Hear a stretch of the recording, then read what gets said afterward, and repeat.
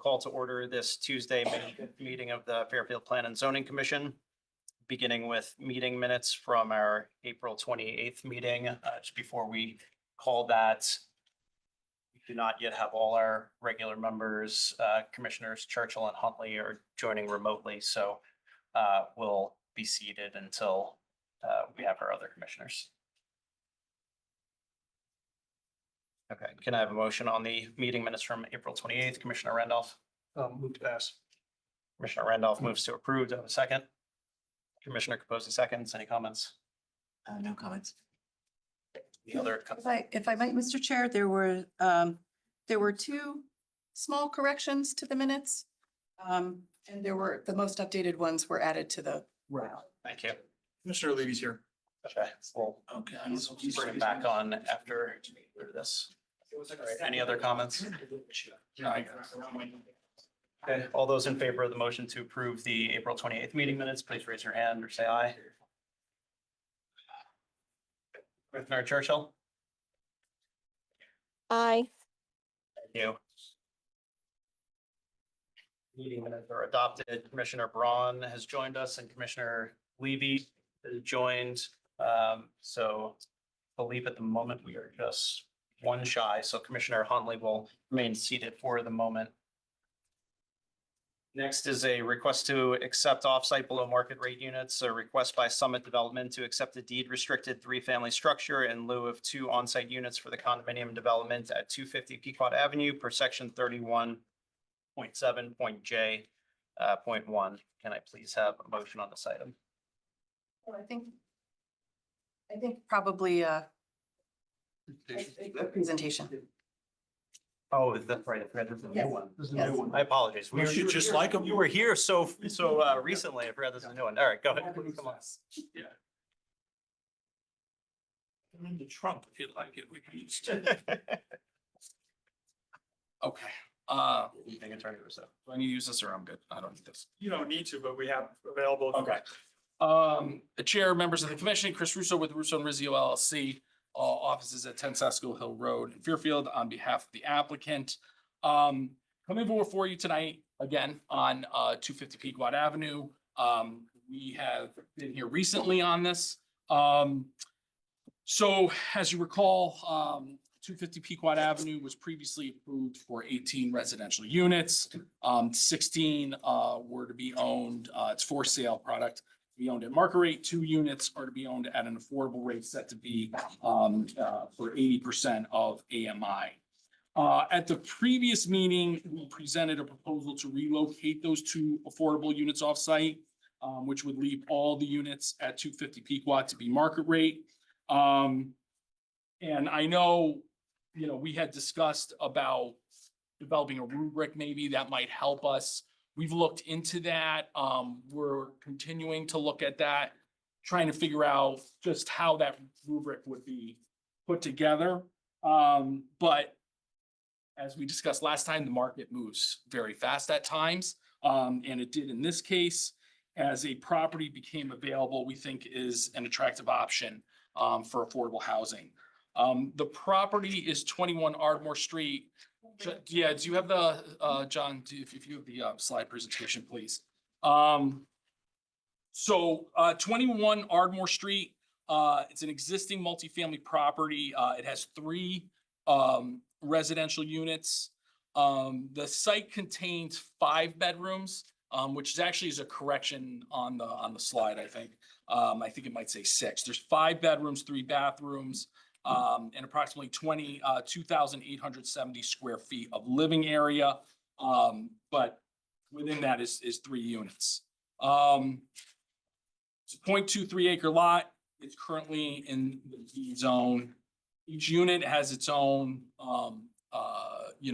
kitchen, has its own bathroom. And they all each have their own separate entrance.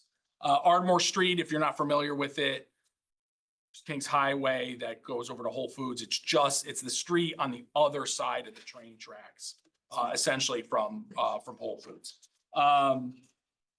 So the first floor unit contains 2 bedrooms. It's a total of 5 rooms over 1,100 square feet of living space. full kitchen, separate entrance, laundry hookup.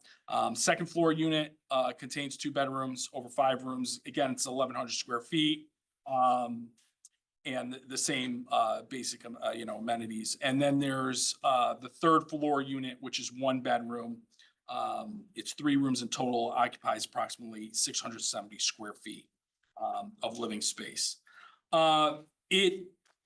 It's similar, and I know, Chair, we had talked about this at the last meeting, about location and how important location is. And obviously this is a different area of town. I do think there are some features to it that are similar to 250 Pequot Avenue besides just its location in town. It has close proximity to the train station, different train station, but it has proximity to mass transit. It has proximity to the bus line. If you go straight down onto Post Road, you'd be at 1 Post Road, which is the first property as you come over in Bridgeport. There's a bus stop right there. It's got similar proximity to 95. And I think you also have proximity to a lot of amenities.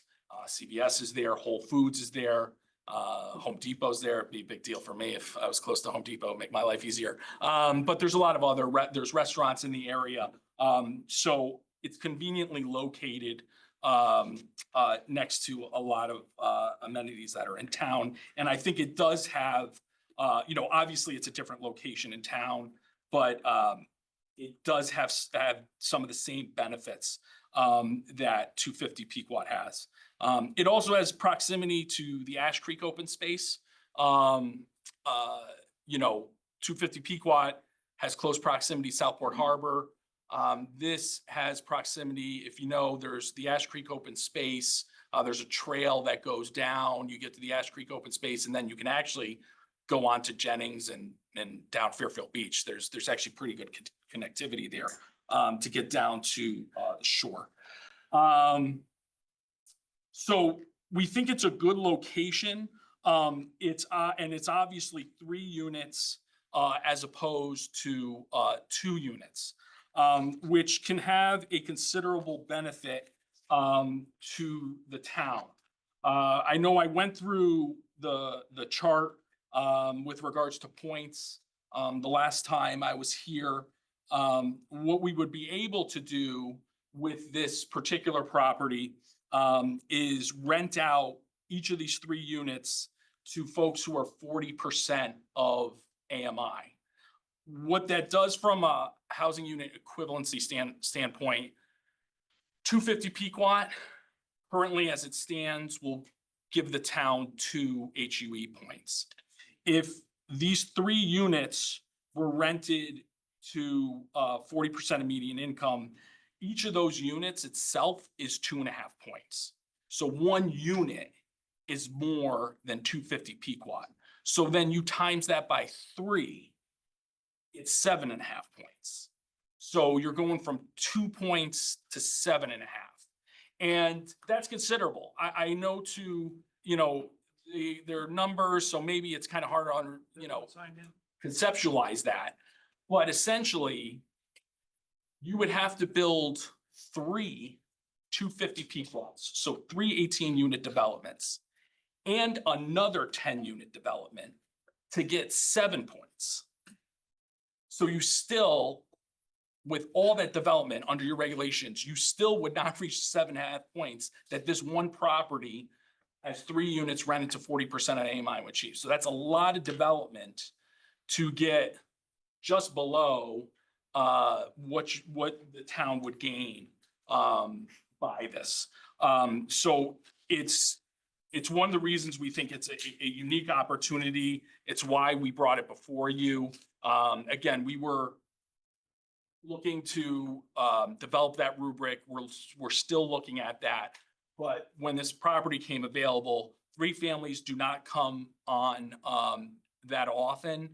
They do come on, but they don't come on that often.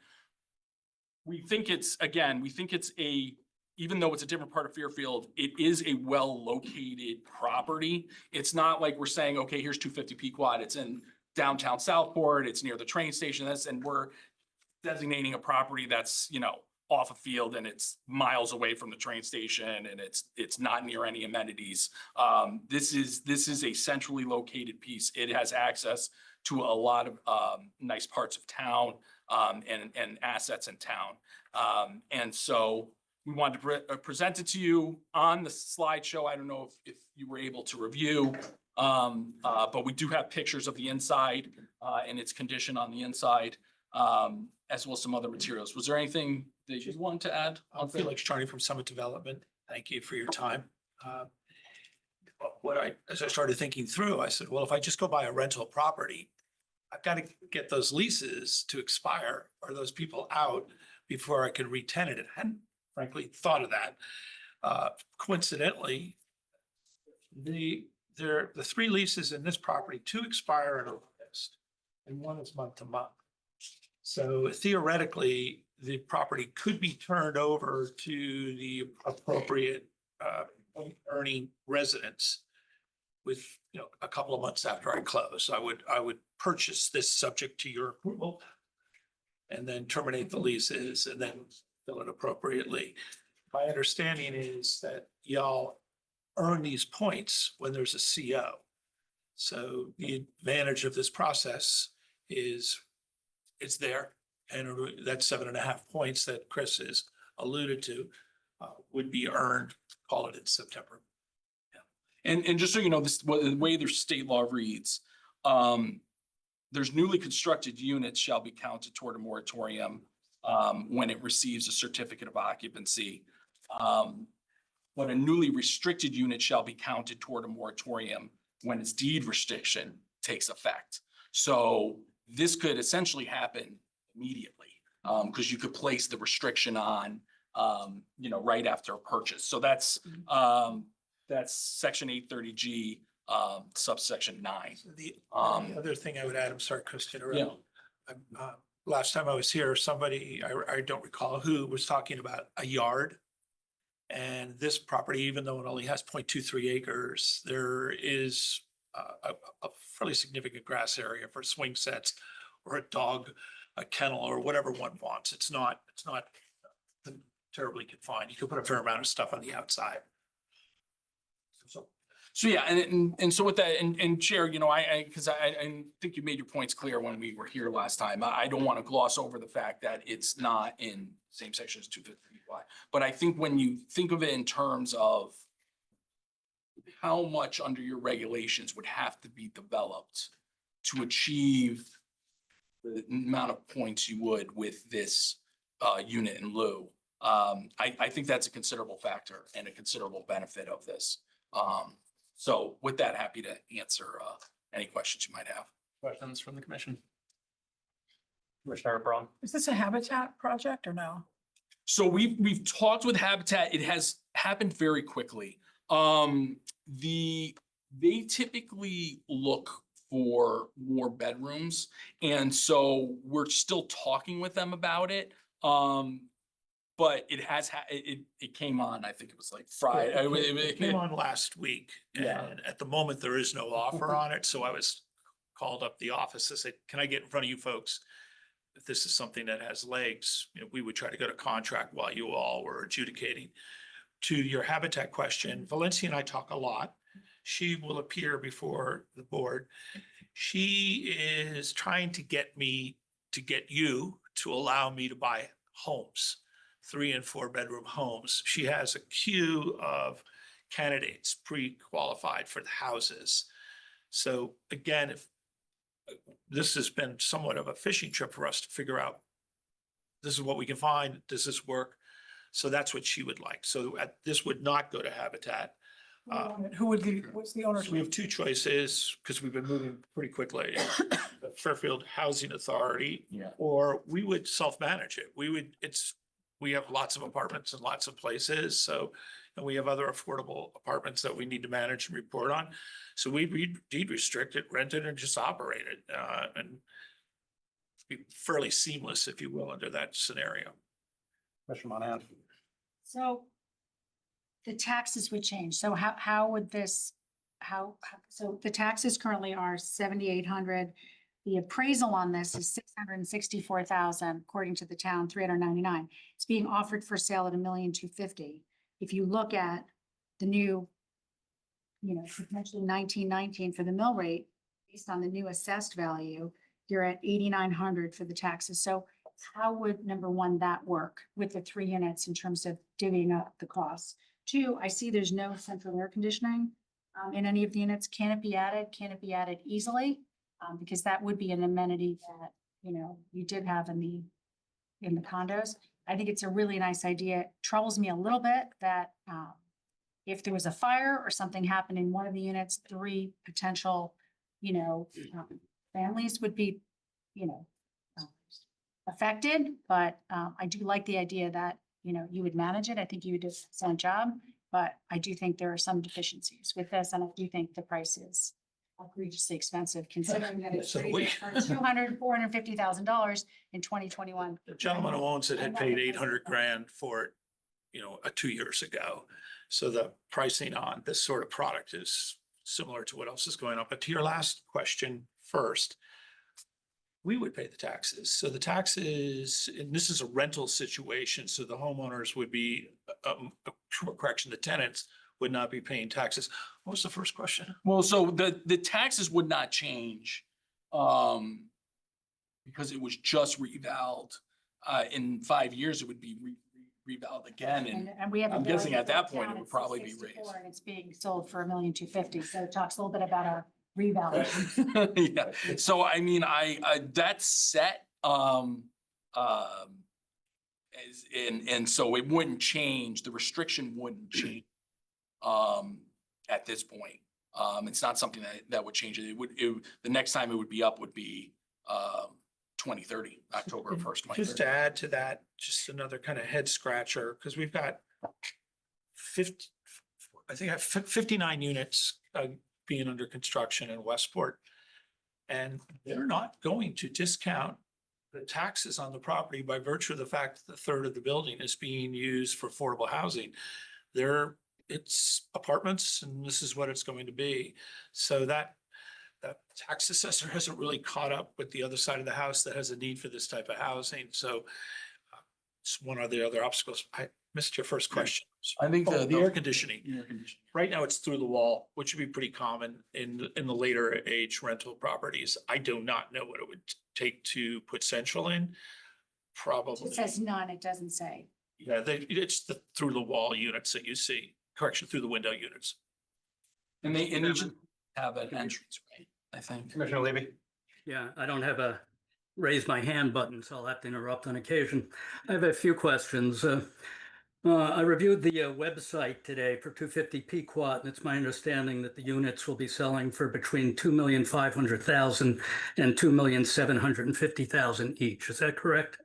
No. No? Though, even though that's what's listed on your website, that's not inaccurate as to the proposed selling price? We have not put the less expensive units out there yet. Okay. So we have units intended to be sold for less than 2 million, as you and I spoke about last time we were here. So using 2 million each, if you sell 2 units at 250 Pequot, you stand to gain 4 million at sale, correct? I think we did this math exercise Right. last time. And let's go through it again, because as I see it, you're $2 to $3 million short. That's I mean, because- is it your suggestion that this property, this 1 3-bedroom near Mohican construction would be in lieu of 2 units on 250 Pequot Avenue, and that's comparable? Is that your position? My position is that you're the only gentleman I've ever met who can build without any cost. I'm not talking about cost. I'm not talking about what you net at the time of closing. The question is your opportunity cost. Based on what 489 Westway and 461 Westway sold for, and based on the current guidelines for a 30G calculation at 80%, since this is inclusionary zoning, you stand to reap the grand total of about $700,000 for 2 units as inclusionary units. So you can either accept $700,000 for 2 units and make a reasonable accommodation for those individuals, or you can consider, in this case, it would be at least 4 million less $1,250,000. So you need to throw in about 3 million to make it comparable. Do you follow my math? I do not. Okay, well, we'll leave it to the record then. I assume that you're suggesting that this 1 3-bedroom would be in lieu of 2 units at 250? The three units would be in lieu of 2 units. It's one property. Now, those properties currently rent for between 2,000 and 2,800. So they're basically already fairly close to affordable housing, correct? I don't know. 40% of the AMI. I don't know what the, and 40% of AMI, I can get that for you while we're talking, Okay. Commissioner. Okay, but at any rate, we basically have, I mean, these are right by Mohican Construction. These are units that are comparable to 250 to the extent that these are affordable. And what we would be doing is you would simply deed restrict in perpetuity 3 basically affordable units in lieu of getting roughly 4 to 5 million at the time of closing. Do you follow me? Sir, I completely disagree with your math, and maybe we should just, as gentlemen, agree to disagree. Okay, well, So I don't. So if it costs me $1 million to build a unit and I paid $700,000 per unit for the land, what is my basis in a unit? I'm not worried about your profit. When you sell each of these units, you will reap $2 million, correct? Gross. Yes or no? Will No, they sell for 2 million each? they will sell for less than 2 million. Okay, And what number? What Gross, is? that's gross before closing costs, brokers, commissions. So if you, I'm happy to do a math exercise Okay. for you, but Well, assuming, as you said, 2 million, want to roughly profit. 2 million each, what do you stand to gain at closing? 4 million? What's the gross number? the gross that the gross number. profitability is I'm not approximate. talking profitability. What is the gross number that you will receive from 2 units? Commissioner Levy, I think I've made my point. I think the applicant's given all the answer he's going to give to that question. Okay. Well, and Commissioner Levy, I'll just add to, the comment about what these rents currently are at this property, which I don't personally know, but the other point I would make is that right now the town receives 0 HUE points from that property, and if this would happen, it would get 7.5. Okay. So Let me just follow up on one there is other a point. significant change there. Okay, Commissioner Levy, let me just get to Commissioner Randolph. Oh, sure. So I see the units are 1,100 feet, 1,100 feet, 670 feet. Approximately, yes. Yeah, and if you had to rate them on a quality of luxury, middle, or low, The market, how would you rate these units? would refer to this sort of product as Class B. In terms of multifamily classification, Class A being, brand new construction with kind of theoretically cliche state-of-the-art interiors. This is typical older 2-family housing in your existing housing stock. So I'm sorry, so you're saying this is just one level below what you're building? But what I'm building? Yes. Oh. What I'm building. You said is you're not- building Class A. You're comparing multifamily rental to for sale product. So they're 2 different animals. No, but I'm comparing what you're trying to use. So in your existing obligation, you're obligated to provide 2 units that are equivalent to what you're building on Pequot Avenue, correct? No. I'm trying to. No, I'm saying your obligation right now.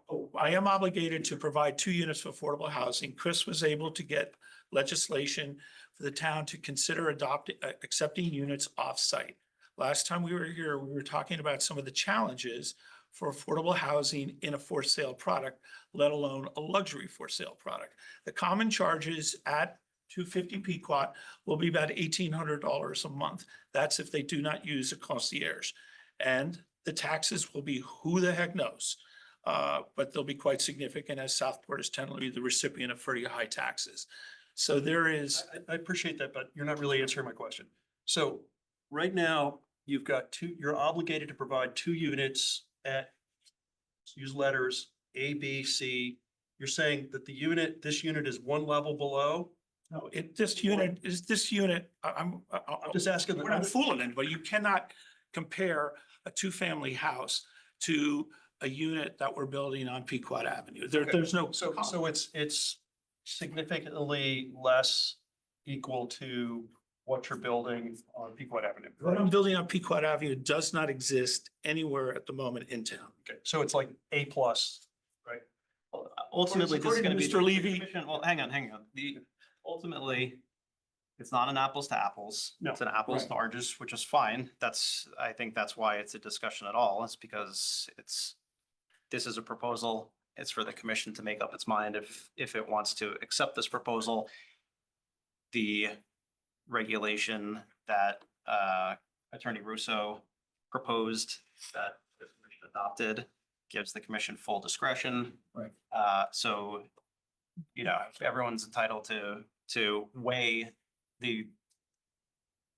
what is required currently in the proposed units, the condominium units versus this proposal, however they see fit. And that was built into the commission, that we knew we weren't necessarily gonna get apples to apples, but there was, this is more units than what's offered at 250. So there's different trade-offs and we can offer it at 40% of AMI, which increases the number of points. So those are all part of a balancing test or however you want to put it, that I think weigh into.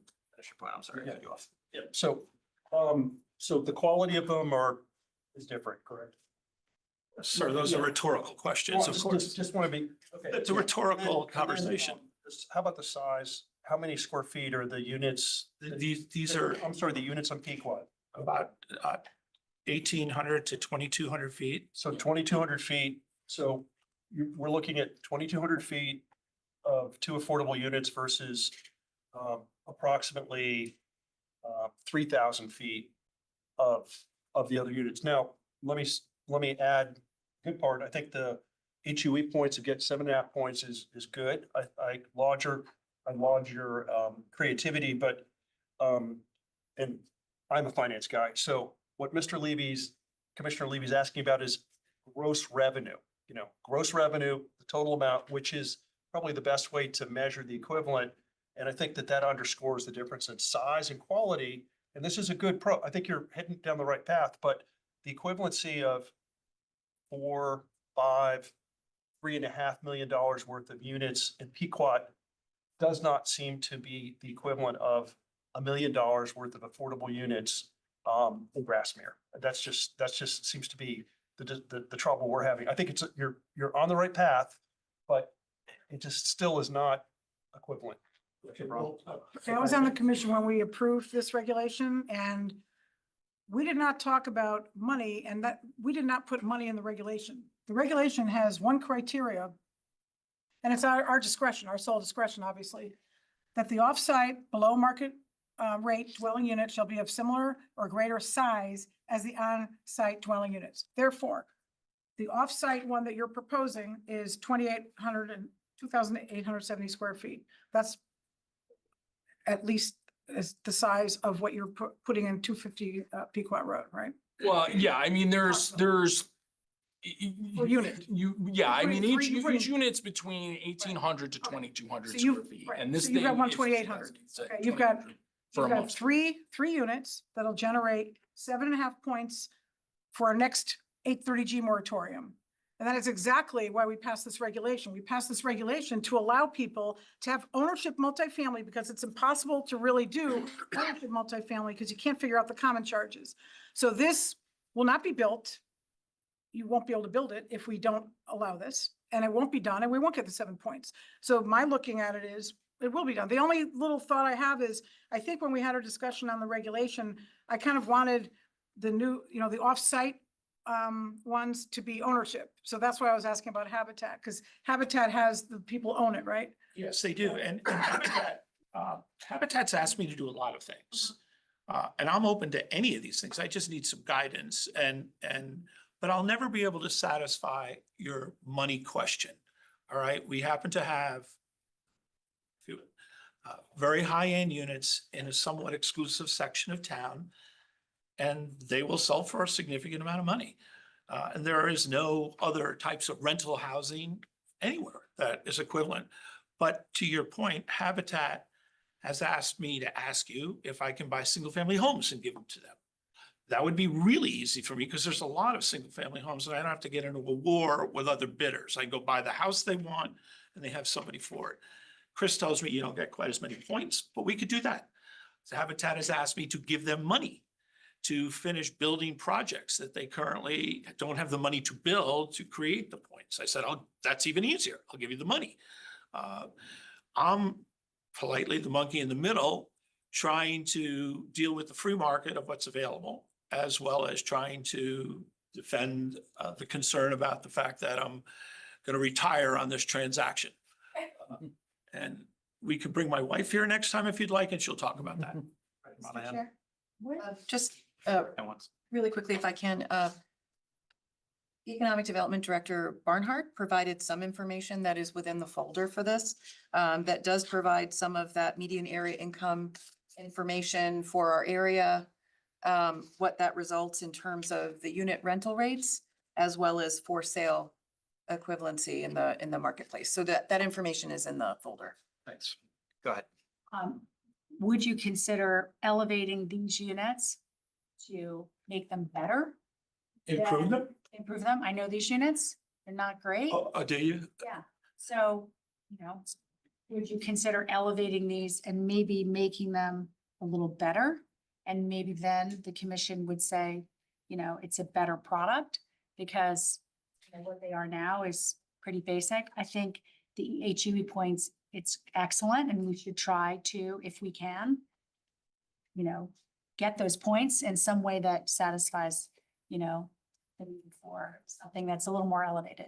So we're not in the business of providing substandard housing. And if there's work that needs to be done, we would do it. If there's some sort of a consensus that we need to, usually the first thing you do with these things is you try to bring in washer dryers because they usually don't have them and kind of frees people from the laundromat world. But the answer to your question is yes. I can't say I can put central air in because whether you're doing individual units per floor, central air requires creating chases and ductwork and that. Do split system on each. Yeah, floor. yeah. So here we go. You know more than I do. Yeah, it's nice and easy. Yeah, sure. But Yeah, absolutely. Commissioner Capozzi. So, thank you, sir, for talking this through with us. I appreciate it. So the units are currently full. Yes, And do you know how long they've been full? I don't know the history. I do know that the current owner paid like 8 something for it. And I do know that the leases will expire in a timely way to allow us to earn the points that we represented. Oh, no, my question was really about the demand for the housing in general, if it's. It's significant. The only place that has greater demand for rental housing are in resort communities. Any of the Florida Keys where we have properties where there's just no housing for anyone who provides services in the high end. So anything that's for rents.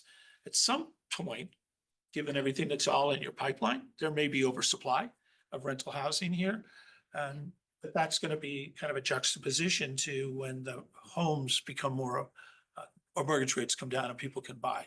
You have a lot of people in rental housing waiting to buy a house. Sure. And Mr. Russo, what can you do to actually guarantee that HUE points are awarded? I think the commission would be able to put a condition on, I mean, it's part of the reg, it is, but I think you put a condition on it that the deed restriction would be placed at 40% of AMI. Upon purchase of the property. Yeah. And have that as a condition of approval. And this is. Otherwise, but just to finish that thought, otherwise the restriction on 250 would not be released. So we could, there would be no way of, getting out of that or anything. But I don't think anyone is under any illusion as to what the proposition is here. I think, sir, you're in business, frankly, to make money and you want to build a beautiful development. The town, I find the use of 830G in a way that is to the detriment of the town to be pretty terrible by certain developers. And I think we've seen a number of developments that wouldn't have been approved by this commission have to be approved. And so one of the things when I talked to a lot of people when I was running for this position was, what can we do to make sure that this stops happening to Fairfield? And I think you've demonstrated, sir, that there's a need for both types of housing. And I think you're trying to work with us, which I commend you for. And I think this is I think given the situation with 830G, capitalist market we live in, the fact that there is a need for affordable housing, I think this, it may not be what I would say ideal, but it definitely works to the benefit of everyone involved. It works to the benefit of the town in a significant way, I believe, is my opinion. I would be in favor of finding a way to make this workable. Thank you for Yeah, and that. Commissioner, I think it's an important point because if you're going to gain HUE points, there's, in my mind, I could think of two ways that you could do it. You could do, there's the 830G second where it was 30%. You obviously get a lot of points when you have a development like that. But as I was saying from the beginning, if you go through the current regulations, it would take 3 250 peak watts, a 10 unit to not even get to what this is offering. Yeah. So it's a considerable amount of development. So I that's my advocacy for this tool, is that it is a way to generate a lot of points And I think without having to go through so much development. And just a couple of things to think about. So a word that towns, I preach to towns and I go, you folks need to come with a collaborative relationship. Not all developers are evil. It's up to you to determine what side of that definition I fall. But this stuff can be sorted out together. But essentially the genesis of 830G, as distasteful as it is when it's applied in the wrong location, is basically the state saying, towns, you haven't figured it out. And we're just now going to force this down your throat. And I you're know gonna it's a see well-intentioned law. It is. more of it as current legislation. The Westport has a terrible problem. Westport native, I built 27 buildings in Westport. I know the town well. I've spent 15 years getting my project approved in Westport and required to buy one house at a time. And then fought about 8 years through the court systems. And now people are coming forward and saying, oh, this is great. We should have worked with this guy. So there are many of us who do what I do, who are willing to cooperate and collaborate, but that's the necessary component. And land has gotten more expensive. And so in your town, you have, if you build less than a certain number of units, you don't need to see affordables. You're going to see a lot of, what is it, 10? What's the number where you don't need affordables? 10? It'd be under 10, yeah. You can see a lot of 9-unit projects, not because people like the number 9. They just want to avoid the affordable. So, but thank you. Commissioner Delgado. I feel like, I mean, I appreciate the proposal. This is my neighborhood, so I know the house, I see it every day. Like, my thinking is, one of the things we charged you with was make it worth it. And I think that's what you guys are trying to do, so I appreciate that. But like, listening to what Commissioner Monahan and I understand what Commissioner Randolph and Commissioner Levy are mentioning, like, I don't know if there's a such, because this is uncharted territory, whether there's like a conditional, okay, but based on, like, I think we need to see improvements. And that's kind of what we're hearing from everyone else. So like, I agree. without probably doing that due diligence to understand what's possible and what makes sense financially, I don't know that we can have that conversation right now. But to the extent that, central air, whether it's splits, is possible, new kitchens, like, I think the things that we're seeing typically in multifamilies that are, being remodeled and then re-let out, like, that would make sense to me and something that I feel like I would support. I don't know that you can answer that right now, but I think that would probably get us to a place where it makes sense for everyone. That would be really easy to agree to. My bigger problem is I need to go into the free market and find the reason I'm back here in 2 weeks, not because I'm bored. I happen to find something and I go, well, what about this? Will that work? And so we're having a give and take. I didn't expect to walk in here and everyone go, yeah, that's great. But I need guidance. But then we have to develop some sort of a mechanism between the parties where I find something, you'll say yes, because by the time you say yes, it's gone. And that's one of the challenges. But if you were to say, you know, I can walk away from this and get some sense of where people are. I'm not sure Mr. Levy and I will ever agree, but that's okay. And if you want me to propose renovate, and you've been in the unit, so you could probably, you know, author some sort of a renovation suggestion. I'm all ears. I just need communication to try to address this. I have essentially a year to get this done. And you'll see a lot of me, unfortunately for you. Okay, go ahead, Commissioner Monahan. Try to make this one work if we came back with, it's a lot of points. If we went back with, can you add central air? Can you add laundry to each unit? Can you have storage in each in the basement? Are the windows, you know, fully functioning? Will you pass certain tests? You know, is this upgraded, a checklist? So I think it should be pretty easy, and then maybe the commission can go visit it. So I'll say, I don't know what I know part of the issue was, and we got this onto the agenda quickly because time is. And I called her up, I said, I found one. Yeah, time is a factor, so I don't know how long you have to act on this essentially. But it sounds like there is not consensus to approve as is, but an openness to consider it with some of the requests that have been made, including a plan for the level of renovation that you're prepared to commit to.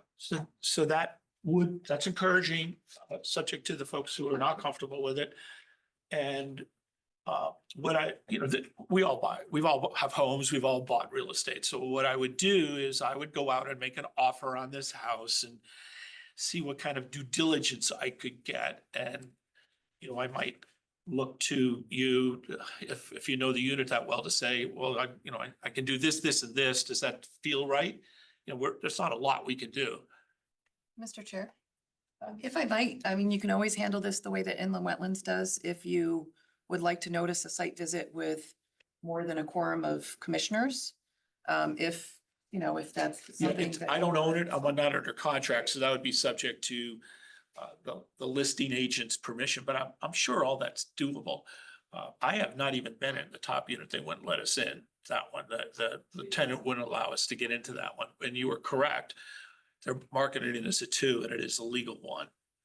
And how long do you need to come back to us with a rough plan for? I'll be back here next Tuesday. Back here next Tuesday night. I'm if here you'll have next me. Tuesday as well. So. You're here every Tuesday. Unless you could tell me Mr. Levy's going out of an extended vacation, I'll wait till then. So I'll be there next Tuesday. yeah, If I may be heard on one final factor. 1 second, let's, Commissioner Randolph. I commend you on your approach here. I think it moves towards the intent of what we're trying to do for equivalency, but I think it not only the quality of the unit, which would need to be renovated fully to match the quality of it, but also the quantity. I mean, it's 3,000 square feet versus 4,000 square feet. Because your two units that you would have otherwise had to have the affordable total 4,000 square feet. Is that correct? That is, yeah. So They're you're 1850. substituting, 3,000 square feet, less than 3,000 square feet of occupiable space at a lower standard for 4,000 square feet of space at a much higher standard. That's where, so I mean, 3 is good, but it probably should be more than 3. So I think this gets you much of the way there, provided it's renovated. But I still think it falls a little bit short. That's my. Read how to pronounce say your last name. Randolph. Mr. Randolph, you're welcome to look on the MLS. If you see something, That's not my issue.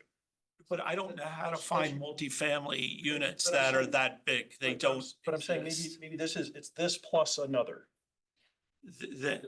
Then we start to get into a place where what does this plus another mean? One more house. A house or? One more unit to total 4,000 square feet. So your wish list would find a 4-family house. No, a 4 three, units. 3+ maybe there's a starter. I'm not aware of any single rental unit. I mean, I don't, actually, there's 2 folks here from the Ravis office. But so I'm saying, my point is that you, 4,000 square feet is replacing with 3,000 square feet. And the quality is markedly different. If you were to have 4,000 square feet, that I'd be more comfortable with that. But I think this approach it's clever. The 7.5 points is great. Yeah. But I still think it falls a little bit short. Well, let us look at what we can do as far as improvements to Yeah, the it. renovation- You're gonna come back to us. Just take note of the feedback you're hearing. You're gonna come back to us anyway, it sounds like. Commissioner Levy, go ahead. So just to be clear, I would come back with permission next Tuesday and say, here's the proposed renovation of these units, recognizing that that will delay the earning of the points, but I get it. I gotta get the folks out. I gotta renovate it to whatever level we jointly agree upon. And then I have to reoccupy it at 40%. I think under these circumstances, we're probably gonna just ask that we be allowed to self-manage it ourselves and that we deed restrict it and we pay the taxes. It's our, we've got this for the next 30 years. Hopefully my son will take over and take care of it for you. Commissioner Levy, and then Commissioner. Just one final point. If we don't approve this, we will have 2 units that are affordable in the Southport area. Is that correct? Yes, yes. Whereas if we accept your proposal, we'll basically be getting 3 units in an area that's already affordable. If you're going to get my vote, you're going to need to come up with units, additional units that are in an area that we don't already have affordable housing, which might be buying 1 or 2 family homes west of North Benson Road, so that the net to the town is additional affordable units. I mean, what's the alternative? You're concerned about the sale. But it is getting you more affordable. We don't need to, I think everyone's made their point clear on this. Commissioner Monahan, did you have another?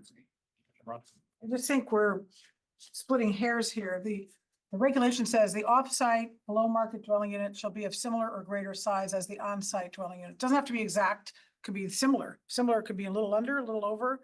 So I think we're kind of splitting hairs and we're going to lose this deal. And I assume, sorry, I forgot your name. Felix Charney. I assume that you won't go forward with the Pequot Road development if you have to have the 2 affordable. It's an impossibility. No, we have an obligation to meet, despite rumors to the contrary. We believe we're creating a problem.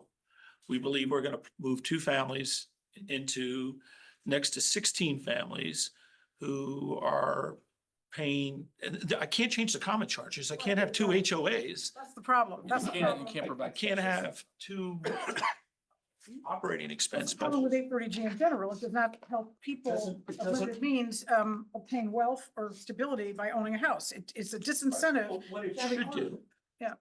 is it gives the 830G occupant access to a better school system, which theoretically is the theory of how to break the cycle of poverty. We put our children into a better school system, they prosper. That's what I've been told, but that's politics. We'll pick this up next week. Can I have a motion One to? last, Mr. Chairman, one last. Yeah, in terms of the question about the HOA, there's nothing that would prevent you. I mean, your concern is that the 2 affordable will not be able to pay the common charges or the taxes, which means you would need to disclose to potential owners that you're going to need to foreclose on those units and pay legal fees on a regular basis. Alternatively, you could provide in your HOA documents that the 16 unit owners who are paying anywhere from $1,950,000 to $2.5 million, that they would pay that the common charges would be divided among the 16 that can afford it, and the other 2, those neighbors would be supported by the remaining units, which might cost each of them maybe an extra $187 to $200 a month. It's That like can a easily recipe be for done. animosity. So Okay, thank you. Can I have a motion to postpone action on this item till our May 12th meeting? Thank you. Commissioner Randolph was postponed to 5:12. Commissioner Braun, seconds. Comments? All those in favor, please raise your hand. Aye. Thank you. Thank you for putting this together quickly. I, believe it or not, leaving with a little bit of guidance. Thank you. All right, on to Sorry it took so long. zoning regulation amendment, a request by the Affordable Housing Committee to organize existing requirements that update standards pertaining to affordable inclusionary housing requirements in a new 15. Please have a motion on this item. This is the. Oh, I'm sorry. I next thought we were meeting. on the next one. Yeah, we're on the next, on number 2, under old business. Can I have a motion on this item, please? We're not voting on that today. are we? Yeah, this is old business. We had last meeting or the meeting before? We were leaving this open for a public hearing. No, this one had the hearing. No, we This was we just left the this open for a public, hearing. This is the conservation, the parking district? No, Oh, okay. no, this is not according to my agenda. I'm looking at number 2, old business. There was an updated agenda, you might. Oh, well, I'm looking at my agenda that I got. I It got says May this. 5th. That's it. So what, are you? Is it on the bottom? Old business B is request. that Did we get 2 agendas? We have, where's A? Is this the one that was on their table or did you print that out This was yourself? emailed to me. I printed this out myself. I didn't have one on my table. Okay, so the updated agenda, we're on old business before we get to the public hearings. And this is again, the request by the Affordable Housing Committee to reorganize existing requirements and update standards pertaining to affordable and inclusionary housing requirements in a new section 15. But they need, they're not all. Can I have? a But this is motion an on- updated agenda. When did this It doesn't come say out? revised. When did that come out? And is it dated? If we are changing these, we need to put dates or times on. It should say revised also.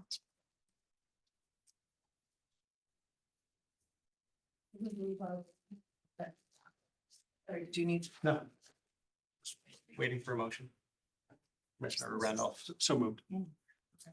I didn't request a specific motion, so you have to, Okay, so that's, Oh, you have to make an actual. Oh, I've got an actual motion here. She took mine. I make a zoning amendment to, a motion to pass the zoning regulation amendment requested by the Affordable Housing Committee to reorganize existing requirements to update the standards pertaining to affordable and inclusion housing requirement in a new section 15. Thank you. Commissioner Randolph moves to approve. Do I have a second? Second. Lady seconds. Commissioner Randolph. We've seen the presentation. The Affordable Housing Committee always presents thoughtful and I'd say always conservative forward steps to assure the expansion of affordable housing in Fairfield. And I have no further comments. Thank you. Commissioner Levy. Yeah, I approve these proposed amendments. There is one typo that needs to be taken care of. Section 15.2, what's now the second B, really belongs as the exemption down below. So we should eliminate that B. And then what's then listed as exemption C would have as number 3 basically the same as what we have in B, only it would be 12% rather than 10%. it says 12%. Yeah, but what's currently B is not part of applicability. That should be part of the exemption, and it should be at 12%, which would mean that that should be under what will now, instead of C, that'll be B exemptions, and that'll be C3. Oh, I'm sorry, you're just talking about this being in the wrong section. Exactly. There's a typo there. Not, this is not about the fee. Yeah, Okay. no. Move it. Commissioner Randolph. Relocating that. Yes, I always appreciate Commissioner Levy's fly specking these ordinances and I accept his friendly recommendation. Okay, thank you. Any other comments? None.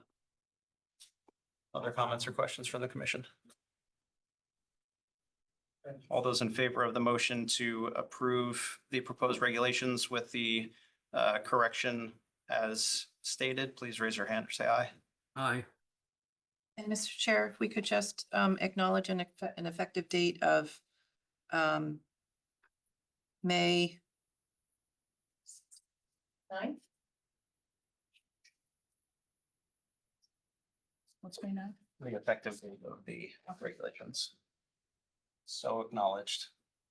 The motion passes unanimously. Thank you. Next, we'll move to our public hearings. The first, there's been a request to postpone the hearing on section 4.12 pertaining to fences in the beach district until May 26th. So can I please have a motion to postpone that item until our May 26th meeting? I don't think it should be added to the meeting at all. I'll move to postpone. Second.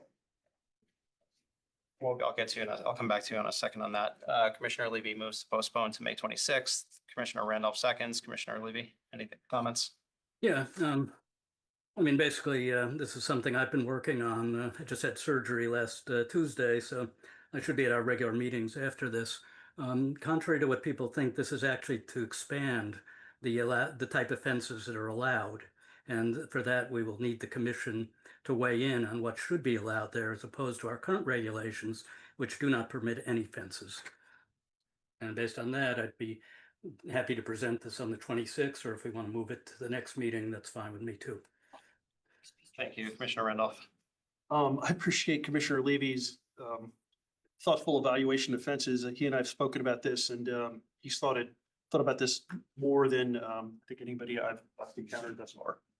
Thank you, Commissioner Monahan. Commissioner Levy is here and it's on the agenda. There's no reason to table it. This was discussed. There's public feedback on this. This was never about expanding it. This was about removing these two from the agenda, removing these two from the beach district. So now to say we're expanding it to include additional fencing on the beach, I think is, we could discuss it tonight. It should not be discussed. Nothing should be added. We should not be discussing any If I more. may. Yep. Yeah, actually, there is a proposed new section 4.12, which was not included with the agenda, probably because of the request to postpone. So you're not even aware of what is, we can't have, that proposal has not currently been provided either to the public or to members of the commission. And it certainly should be available to the public before we have a full public hearing on it. A lot more important things to discuss than when it comes to this, commission, than talk about additional fencing to be removed or added on the beach. There's no problems right now. We can revisit this down the road when we get through all of these other complicated issues that we have limited time on the agendas. Thank you, Move Commissioner. to vote on the postpone. I think it should be postponed, but not till May 26th. We've got this parking preservation zones that we're about to enter into. It could require more meetings. I don't know yet, but I think we have a lot of other things to do and there's no urgency to put, to do the fence regulation. I don't think we have to postpone it to a date certain. As I've been reminded, we do have to postpone it to a date certain, so we could postpone it again, but Why do we have to postpone it? Oh, that's just Robert's That's rule. the process. Yeah. that doesn't, we're not obligated to Mhm. act on it to open the public hearing next week. September. If I may though, Mr. Chair, we had quite a few items that did not finish at the last meeting that were continued to the 12th. So the 12th is pretty full of items at this point. So I would suggest beyond the 12th. The 26th is the Motion has been the September 26th. 12th. correct, but just to keep everybody aware of what had to be postponed from the last meeting. That's September. We can reevaluate it at the May 26th meeting. If folks want to postpone it again, we could postpone it again.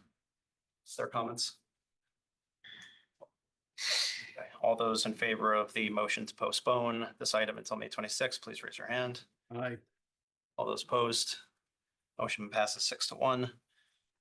Next is a public hearing on the Conservation and Parking Management Districts, a continuation. Proposed language that retains minimum parking standards for residential developments less than 16 units for 2 areas not to exceed 8% of Fairfield's land area is permitted under Public Act 25-1. Areas under consideration include portions of Southport and portions of the Fairfield Center, extending northerly to the west of Fairfield University and south into the residential B duplex zone along Reef Road. When we started this public hearing at the last meeting, we ran into curfew, so we had not yet started public comment. So I'll give commissioners a chance to continue that discussion first. I see there are folks here, I'm sure some of whom are, if not all, are for this item. If there are folks who are joining remotely who wish to be heard, you're going to have to sign in and chat and indicate you want to speak on this item, or else we will not be able to give you speaking access. So please do that. Commissioner Braun, go ahead. I have to make a motion to amend the agenda because it inaccurately reflects only 2 areas under consideration to preserve for parking, when actually there are 4. So I don't, did they fix it That yet? was removed. Oh, so they moved it into. There's on the no, new it doesn't revised one. specify two areas. I'm looking at the revised one. It does say areas under consideration. 4 Correct. areas in my packet. It doesn't say 2 areas. Well, it seems to say the same language that it said on the other agenda, which does not, it really doesn't make sense. I just want it to be clear that what we're talking about is there've been, There are 4 zones in the, it doesn't say 4 here. no. They're not in the description of the public hearing in the material. Okay. Those are the 4 zones. So just to clarify for the, Currently under public, there is a law which prevents this commission from having any parking at all for up to 15 units. That law, which I need to update this commission, is up to being modified right now in Hartford. It could be happening right This this is minute. not, hang on, No, Commissioner Braun, this is, they could change that, what we're doing right now. And it's germane to what we're talking about, because what we've already decided, certain things in our commission that we might have to change. So there's 2 issues I have. One is, we're talking about 4 potential zones that we could preserve for parking, 2 submitted by staff, 2 submitted by Commissioner Monahan and myself. The ones we submitted preserve all of the Post Road Center area and portions of the beach area. The ones submitted by staff exclude all the Post Road Center area. But I have another issue because this is combined. You have to look at the combined effect of this with the commercial to residential as of right conversion, which the law also allows, and that could be changing right now. We passed a regulation a few weeks ago, which says we're going to pick the option of, if you're going to do a commercial to residential conversion, it has to be mixed use, meaning we would require commercial activity on the ground floor. That could be removed from that law based on what happens in Hartford tonight. I believe tonight is the last night of the legislative session. So that's something that we need to consider. We don't know the result of what's going to happen, and we don't know if the governor will sign it. So it was approved by the State House of Representatives. And now it's at the Senate, and the whole legislative session ends tonight. So that could change what we're doing, in my opinion, because we passed a regulation requiring mixed use when you convert commercial to residential. And that affects the parking, because if we no longer can require mixed use, we can no longer require commercial on the ground floor. That affects what happens in our downtown. So the biggest concern I and Commissioner Monahan had was,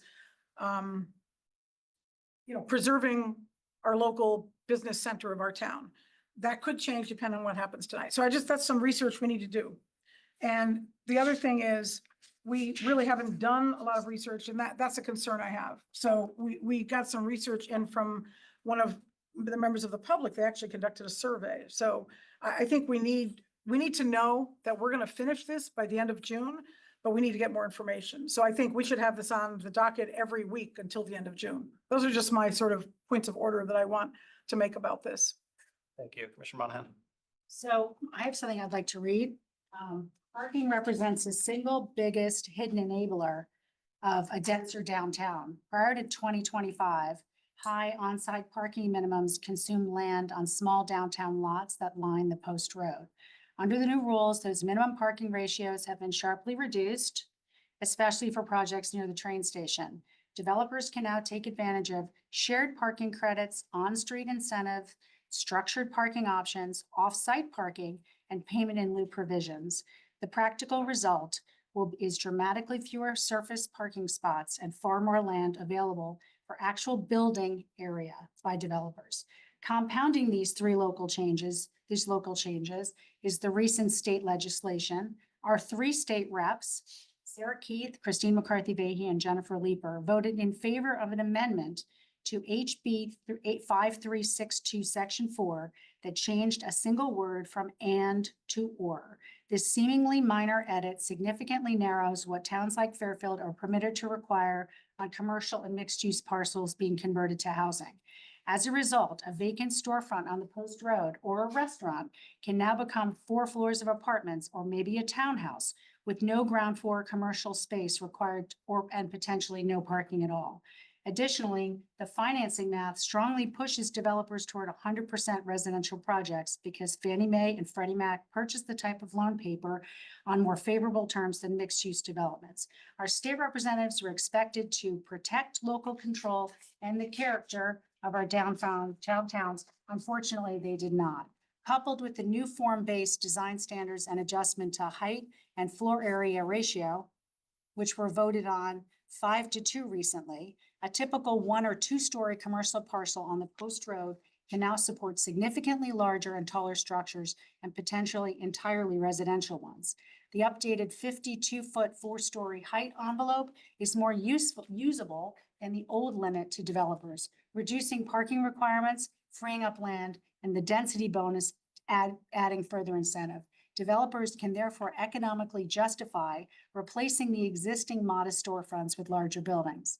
The TOD study in 2019 identified this as previously economically unfeasible under the old rules. And while some may describe these reforms as smart growth, many residents in our town, including myself, see them as enabling overdevelopment that'll fundamentally alter the historic character of our historic downtown. The 1 and 2 story buildings and the active commercial storefronts that define the Post Road today risk giving way to 4-story residential structures exceeding 52 feet, given the way the new standards were drafted and tonight under the without the adoption of parking mitigation zones to counteract these powerful incentives from both local code, and state code, the town is effectively choosing to allow this transformation of our downtown. Once the surface parking lots disappear and larger primary residential buildings go up, the change is irreversible. The small town, walkable, historic, and commercially vibrant feel that makes downtown feel vibrant and special will be lost forever. I urge you to look at the parking mitigation zones that Commissioner Vaughn and I presented. It's the only realistic way to preserve the scale, character, and commercial activity and the charm of downtown while also allowing for thoughtful growth.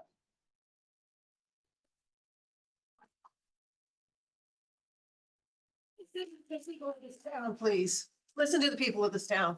We don't want our town ruined. That's why we're here. And that's why you're here. No, you're not. Go ahead, go ahead. You're not. You're not representing us. You're representing Go ahead. yourself, and we're all sick of it. Go ahead, go ahead. I feel strongly that if we read things into the record, they should be cited. So could you please provide a source, The source for what? what you just read? I read it myself. I wrote it. Would you like a copy? I have a copy here. I'm happy to I send. would love a copy. What? I would love a copy. Thank you. Other Actually, comments? you know what? Let me take a picture and send it to everybody. Go ahead. Is there a Commissioner Randolph. presentation? No. Oh, okay. So we're discussing what was presented last time. So I think there's a lot of misinformation out there about what this is about. So I'm a little confused because I hear Commissioner Braun has been advocating for us to discuss this, which we've respected, but now she's asking us to postpone it. So are you asking us to postpone this conversation? I'm sorry. Through the Chairman to Commissioner Randolph, I'm not asking to postpone it. I'm asking it to be put on our docket every week until the end of June, so we can pass something that protects our town and our local businesses before the law goes into effect on July 1st, and to get advice. Advising us directly in person in an open forum, not closed executive session, not through our staff. We need to talk to our town attorney. The law could be changing as we sit here tonight. We need to know this before we go forward and change profoundly what could be the commercial center of our town by allowing multifamily apartments to be built and us not being allowed to require any parking at all. That is my problem. We've done no research. I've heard 4 justifications for not having parking in the downtown. I've heard there's a demand for people to have no cars, okay? I've heard developers will always do the right thing. Now, the gentleman who was here, I believe he would do the right thing. They don't all. And we might have developers who want to put university housing there, which they might not have any parking. I've heard that there's very little likelihood that anybody would want to build multifamily downtown without parking. They're much more likely to go into the beach area with duplexes. I don't know. We haven't done the research. There's been no survey, no data, no nothing. Okay. I've heard that the buildings are old and they're going to crumble and you can't restore them if we have any parking at all required. Okay. So I don't have any foundation for any of that. I've seen no research, no statistics. It's all a lot of speculation. So we have not done the research. We have somebody here who did the research, or at least did a survey. So we now know what the public wants, at least as far as I know. Hopefully she'll be able to talk, but we have not on our own done it. We need this research to be done. So I'm asking that we have this on our schedule every week so we can talk about it every week and collect the information we need so we can do this the right way. I downloaded an app because we were getting nowhere trying to get this commission to do anything. So I did this very simplistic circle. I couldn't do something by streets because that's what my app would allow. And I'm not very technical. So all we did was come up with an area that would preserve as much of the downtown as possible, basically from Chick-fil-A down to Southport, and a big chunk of what's below it, okay? And this is what we came up with. I don't have the technical capacity. I don't have a GIS app. So I don't have the technical capacity to draw outlines of streets. Our staff does, or our engineering department, or somebody does at town hall. We need to be doing that right now. And we need to be discussing where's the likely place where these developments could go in and how bad would it be? And without doing that, we need to preserve our downtown. We need to preserve our businesses. That's my concern. I've talked to restaurant owners. If we lose retail because people can't drive there, they're not going to patronize it. We're going to lose the restaurants as well. And that's a huge concern for our town. We need more data. We need to be talking about it tonight, hear from the people and, talk to local owners, business owners, building owners, developers, and figure out what we should be doing. In the lieu of that, we need to preserve the downtown. Commissioner Randolph, go ahead. Thank Keep you going. for answering my question on that you don't want to postpone it. No So problem. let me address what we have before us here. So I don't know if the members of the public have what was sent out, but there's two proposals. One is broad circle for two areas, and the other is it ties back to a zoning map. And so I'm gonna just address the merits and shortcomings of each. So the area that was discussed previously and shows a district that is excluded from parking. And just to be clear, parking is an exclusion that basically requires parking for any units less than 16. So right now, there is by state law an exclusion for requiring parking for any multifamily units of 16. That's what we're talking about. Any residential development. Any residential, yeah, any residential less than 16. So that's all we're talking about is less than 16 units. So I know there's a lot of other issues. Residential, yeah. Doesn't affect commercial. Yeah, doesn't affect commercial. So having been on this commission for 2.5 years now, the most vulnerable parts of the town that I've seen are the beach. The beach area has through, I'll say, overpopulation of rental units by students who are important to this town, but they are taxing on our streets and resources. And the vehicular crowding, the traffic, the complaints at the beach from overpopulation to the students is something I have seen consistently in my 2.5 years. And I think that that's what one of these suggestions is moving towards. The second is the character of Southport. We talk about the character of the town. Character is a loaded word in zoning. It often promotes elitism and exclusion. But Southport has historic character. It's one of the most beautiful parts of town.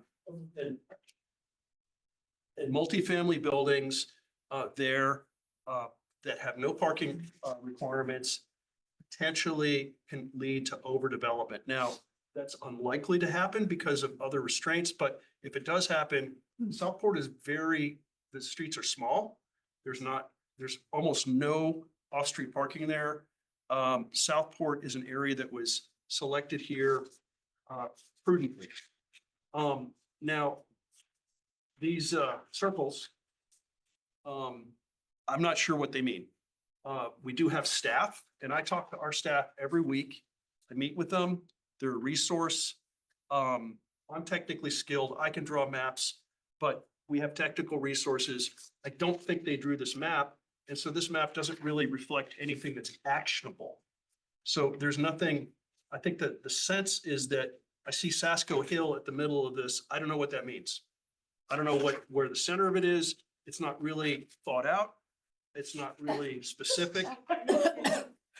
It's a zoning map. If Only you, his opinion. a zoning map, and we're all supposed to be trained on this. We're all supposed to, we've committed to training. A zoning map is what this looks like. And we're all supposed to be trained on this. And this is a very technical commission. And I'm a little disappointed in this for two reasons. One, it doesn't reflect any understanding of the process. And two, it hasn't leveraged our staff. And there's complaints that our staff hasn't helped them, but there's never been anyone who's asked.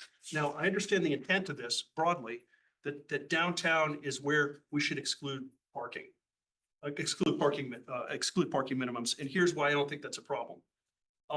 There are ample studies, as well as by our economic development, that downtown has an abundance of parking. Right. How many there are? Yes, that has been quantified. Yeah, Really? So I'm- Penfield Give lot us is a number. open all academic year. The Penfield lots are wide open all. I'm sorry, academic but the year. public will have an opportunity to speak in turn. Okay, yeah, sorry, keep going. So downtown has an abundance of parking that's been done through studies. It's been quantified, and I don't see any evaluation by this for downtown. I'm open to that consideration. This is, what we're talking about here is a fairly minor change.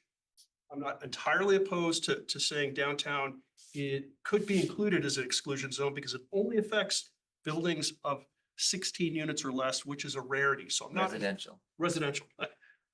So I'm not entirely opposed to it, but I don't see any evidence here. So that's what I have to say. Thank you. Other comments?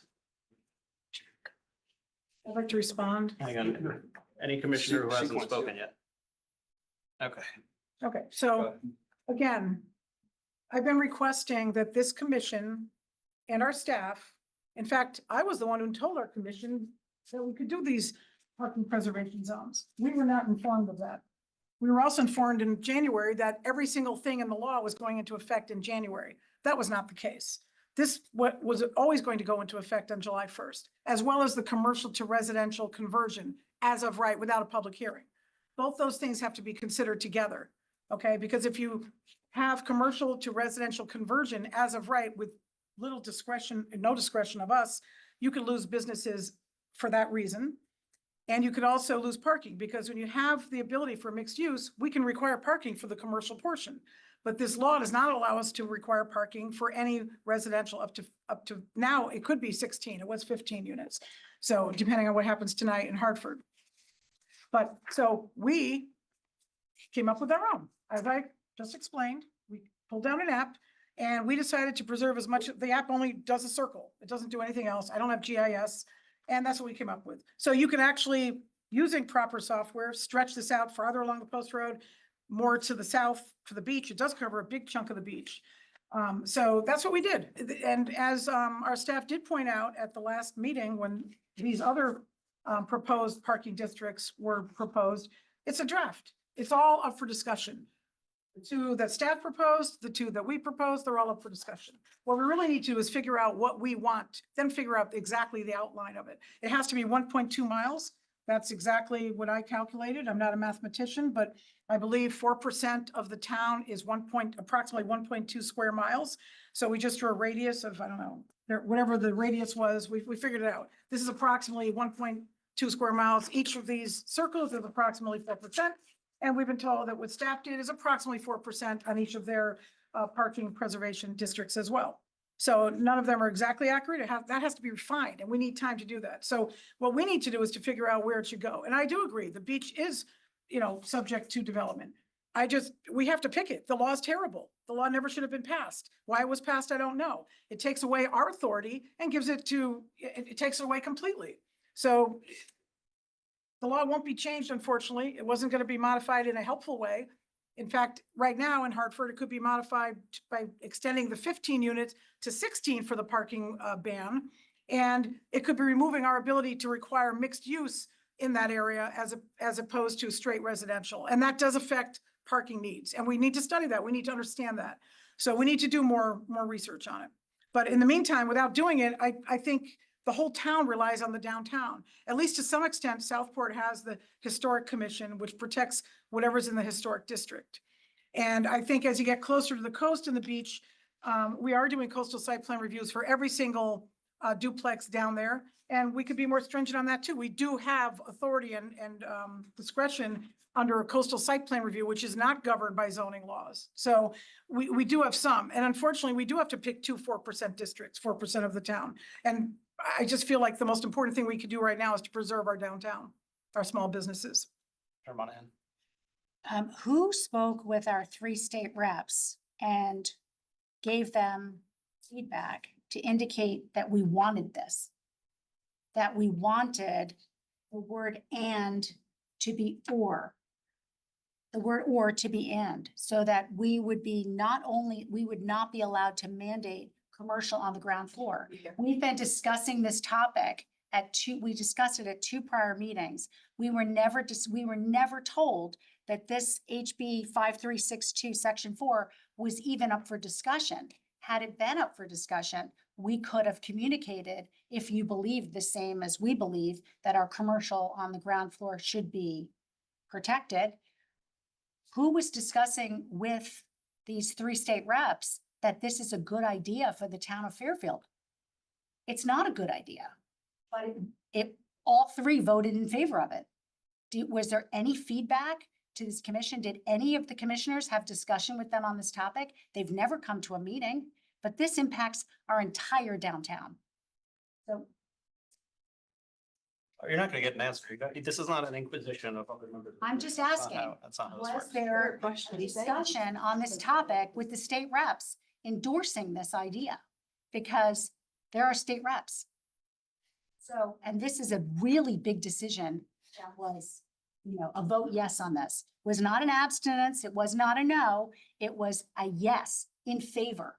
That's a big deal to say that apartment buildings on the Post Road and in and around downtown are a good thing for this town, when in fact they're not. I'm afraid of losing all the charming 1-story restaurants and shops. And now that we've changed all the other regulations and the setbacks, et cetera. Mr. Chair, may I clarify, please? So the conversion from commercial to residential applies only where a building is 100% vacant or more than 50% vacant for over 12 months. In consultation with our Director of Economic Development, as you know, Fairfield has a very low commercial vacancy rate. So there are very few buildings where this would apply because we have very little vacancy in Fairfield. So it's only those really unusual buildings, like, for example, SCAP has come up, 60 Katona has come up.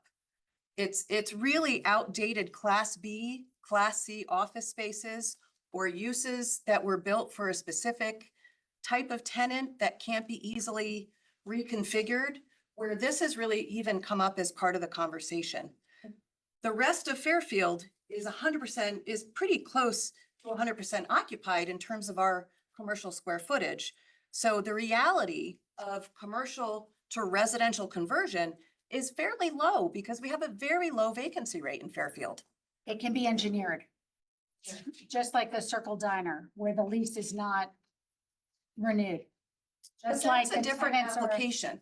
That applies, the conversion from commercial to residential is in an existing building. So if you're proposing new construction, that's new construction. That's a different animal. That's not a conversion. That would be a tear down and a reconstruction. Different regulations would apply. I have a question. I'm not sure. Go ahead, that's Commissioner it. Posey. Hang on. I have a question, I will address it through you. For Commissioner Monahan, she said that the Circle Diner was engineered. My understanding is that that's not factually accurate. Do you have a source? Yes. We're not, the commissioners aren't going to question, Yes. have an inquisition of other commissioners. I have a question about the conversion, because that does relate to parking. There is one law that was passed last year in the regular session, 25-164, which does require unused building.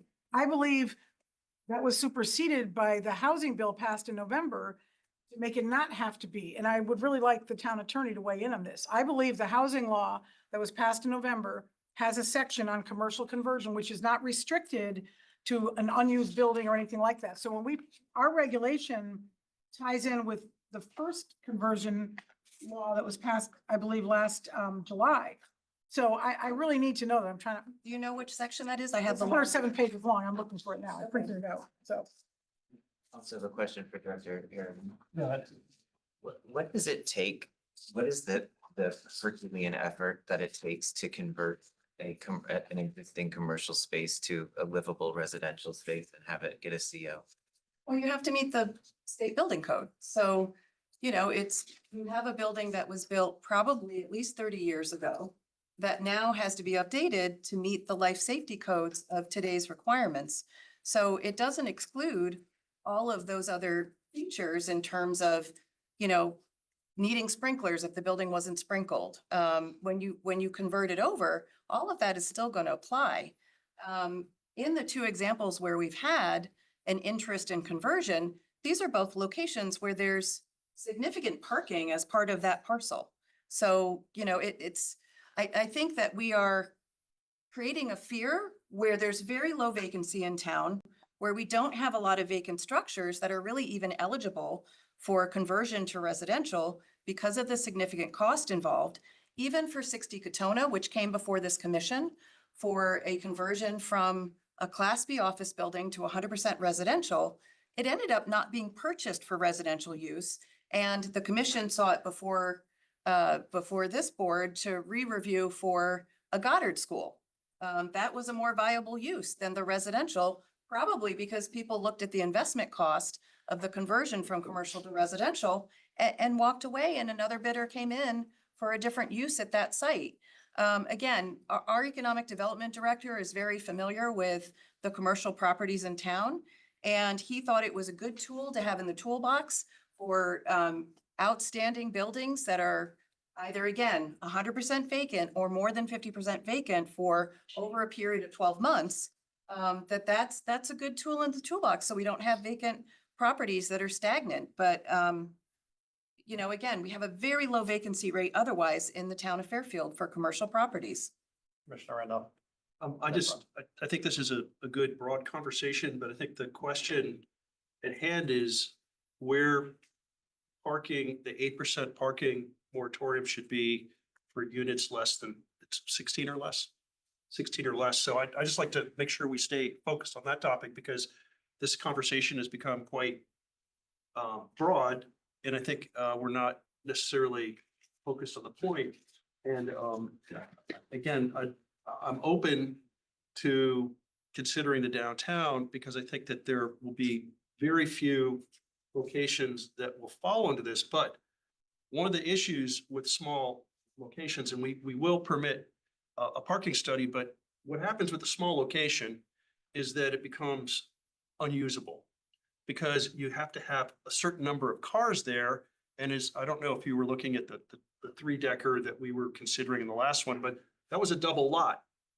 And you can't put a second building on there under our current zoning because of the laws. So if you require parking, that will make buildings that form a street front prohibited downtown, and will encourage more buildings like the Rite Aid building, like Chick-fil-A.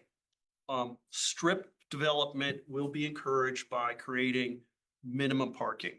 Now, I'm not sure we'll hear from the public on that, but that is not my vision of downtown. I don't want to see small buildings torn down and built at a small percentage of their lot coverage, maybe going up and having parking on there, which will erode the walkability of our downtown.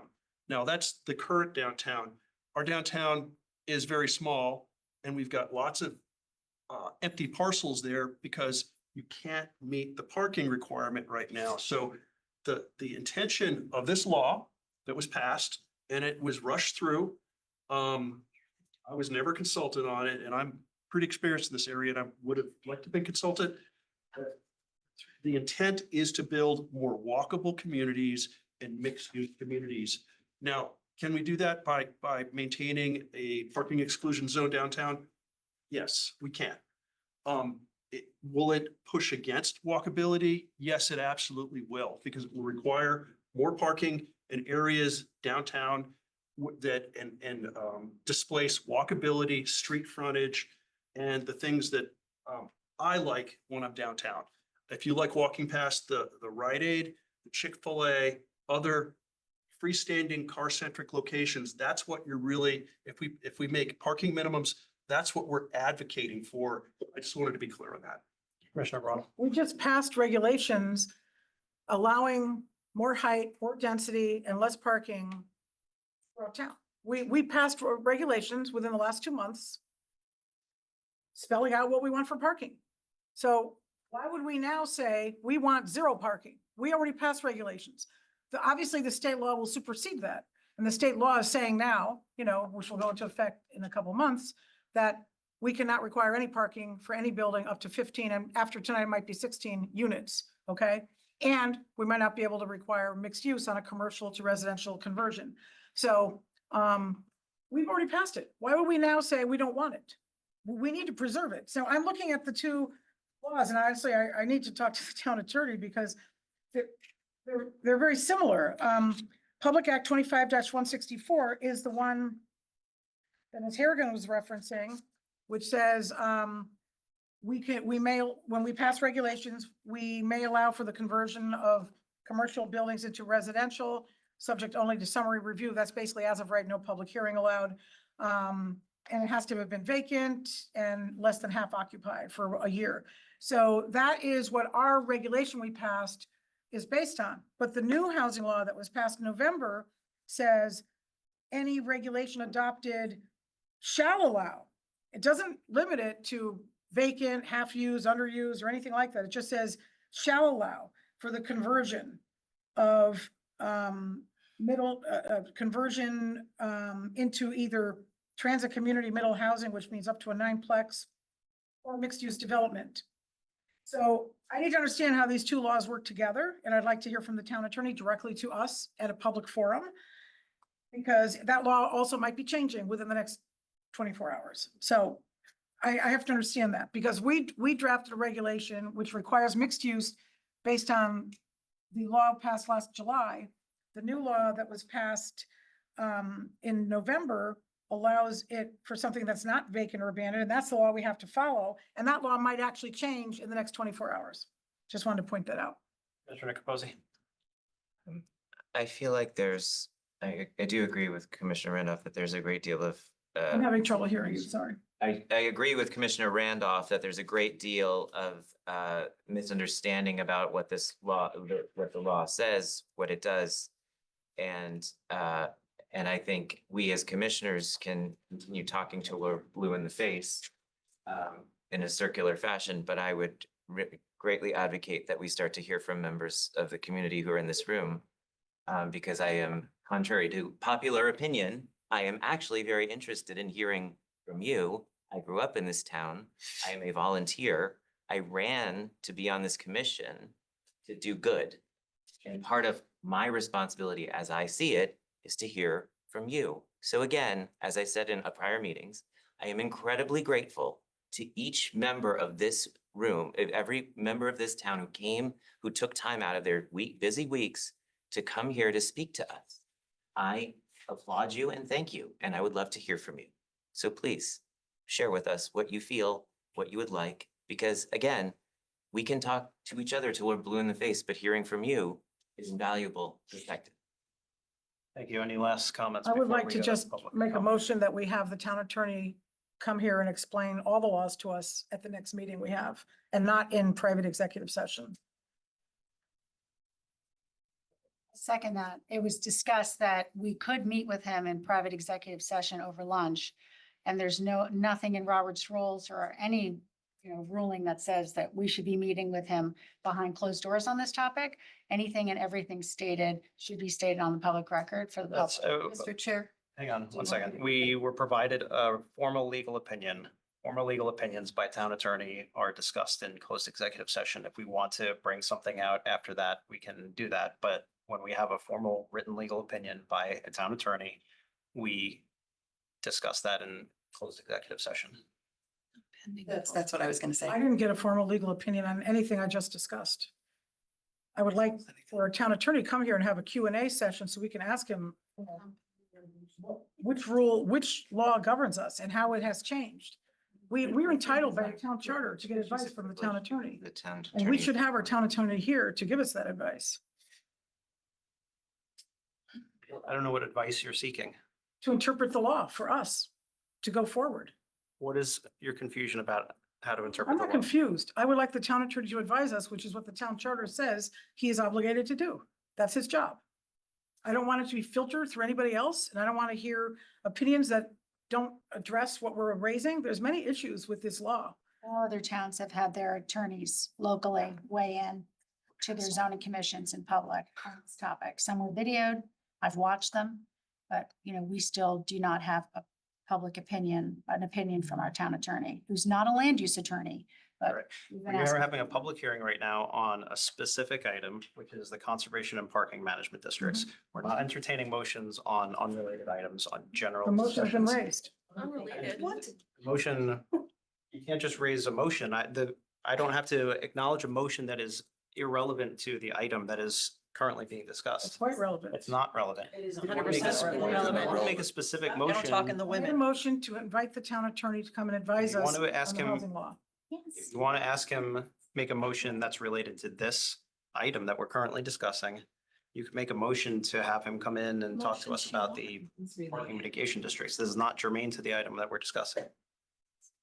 It's exactly what you're Discussing the discussing. parking mitigation district in the context of the housing law and in conjunction with other portions of the housing law that affect parking.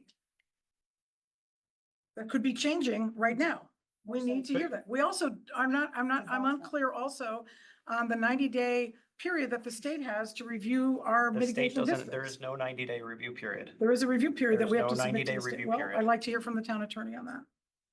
We're not going to drag the town attorney before us because you are making something up that is not in the law. There's no 90-day review period.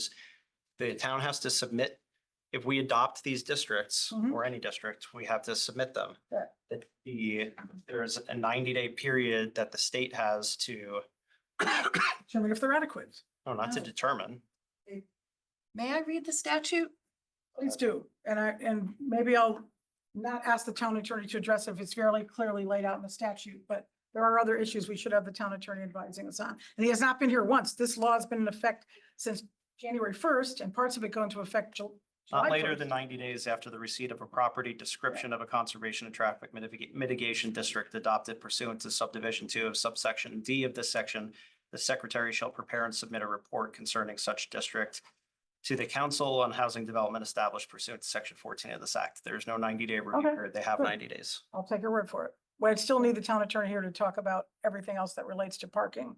During the 90-day period, if that's past July 1 and a proposal comes in, they will be done. Well, there's an appeal period when we adopt any regulation. That's right. So we really need to adopt it by June 15th. Commissioner Randolph. I would like to echo Commissioner Capozzi's suggestion that hear from the public. I think the conversation regarding getting the attorney involved is broader. Tonight, we're talking about the areas for the parking districts, and I'd like to perhaps see if we could move forward on getting feedback on that and focus on that topic. So I would like to perhaps close conversation on this and get, There's a motion pending. It's the motion. It's a dilatory motion. It's not a dilatory motion. It's a dilatory motion. All right, we are going to move to public comment. We'll begin with people who are in the room. Again, if you are joining remotely and wish to be heard, please sign in and indicate in the chat that you wish to speak and you'll be granted access. We're going to do this first come, first serve. So if you want to be heard, you can just start sort of filing in over here at this empty table, please come up to the mic, state your name and address. Limited initial comments to 3 minutes so we could get to everyone. If you want another bite at the apple, we can come back to you at the end. And whoever wants to speak first can come up. Microphone. Sir, if you want to speak, come forward. Oh, I think you have to turn the box. Boxes up. Switch on the button. Just let me make sure.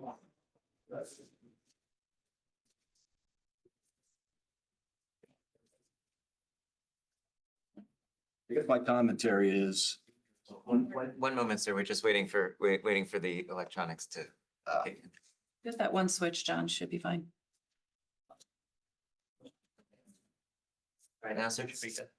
okay. You say you want to have a walking Just down. start with your name and address. please. Name and I've Mark Burton, 1691 Fairfield Beach Road. You say you want a walking downtown.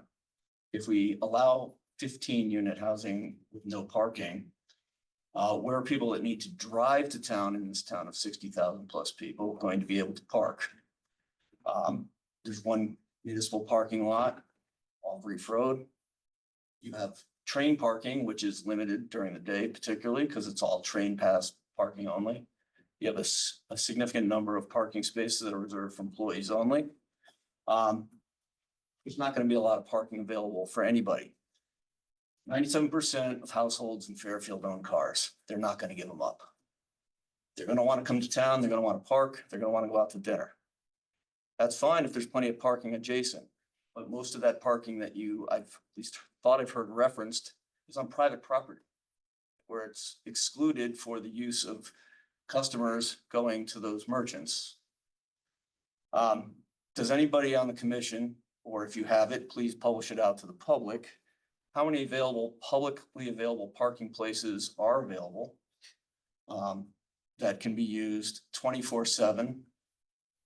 Because if you build 15-unit housing units, you're going to have at least 22 and a half cars.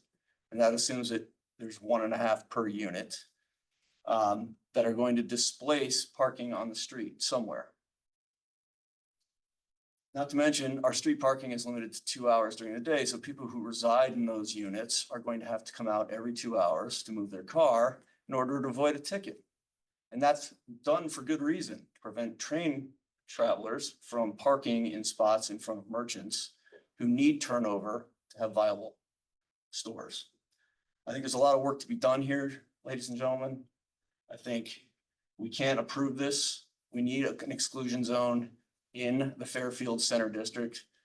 However you choose to define that, whether it's between Rain and Beach or further out in each direction, doesn't matter. But you need to consider it carefully. This vacancy rule, it's moot. Developer can buy the property, let the leases lapse, hold the property for 12 months to redevelop it as they choose. They do it all the time. It's very easy to be done. So consider it wisely. That's my opinion, but you guys need to provide a lot more data to we the public to help us better understand this, because frankly, it looks like it's getting forced down our throats. We don't want it. We want to preserve our small town flavor, despite the fact that we're a very large town. We don't want to be a city. We don't want to be Norwalk. We don't want to be Bridgeport. We don't want to be Stamford. We want to be Fairfield. Thank you. Thank you.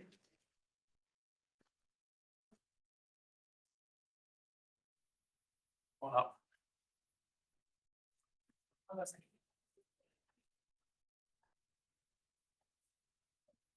Good evening.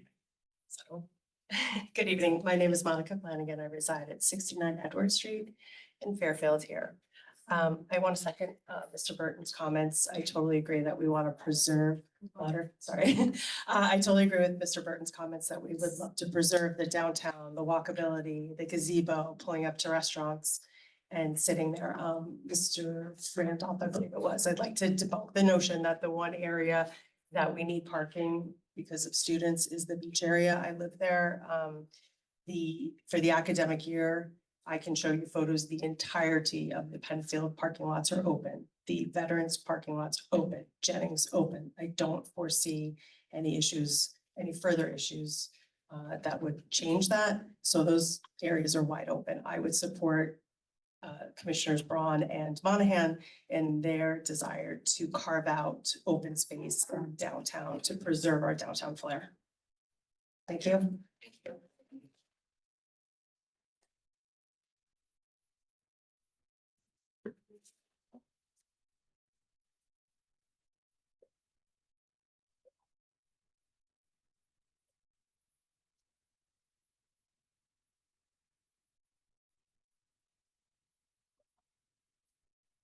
Hi, friends. I'm Emily Howe, and I live on Elm Street. I love these meetings so much, and I thank the commission for their attention to this. I don't understand why part of our commission comes in week after week, and they ask to talk to the town attorney, and that's shut down, and that doesn't make sense to me. And I wish that could be different.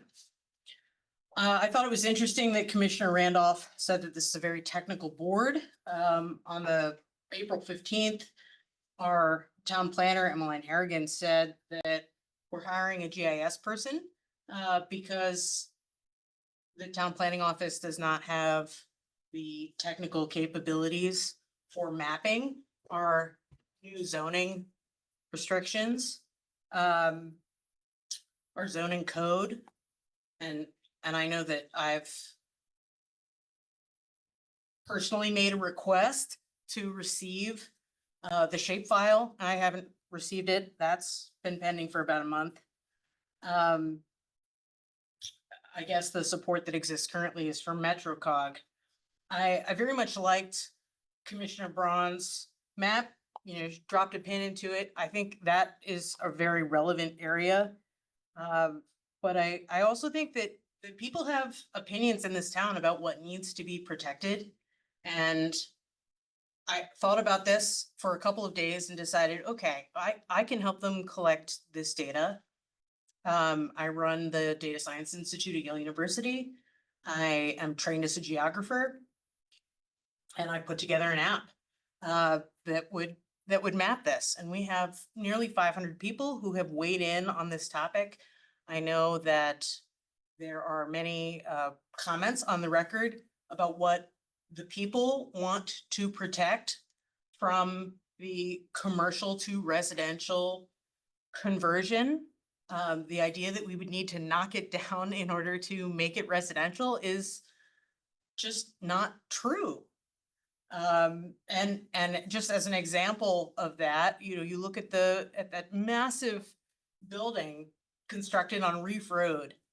That's like 2 doors over from Reef Shack. That didn't need to be knocked down at all. I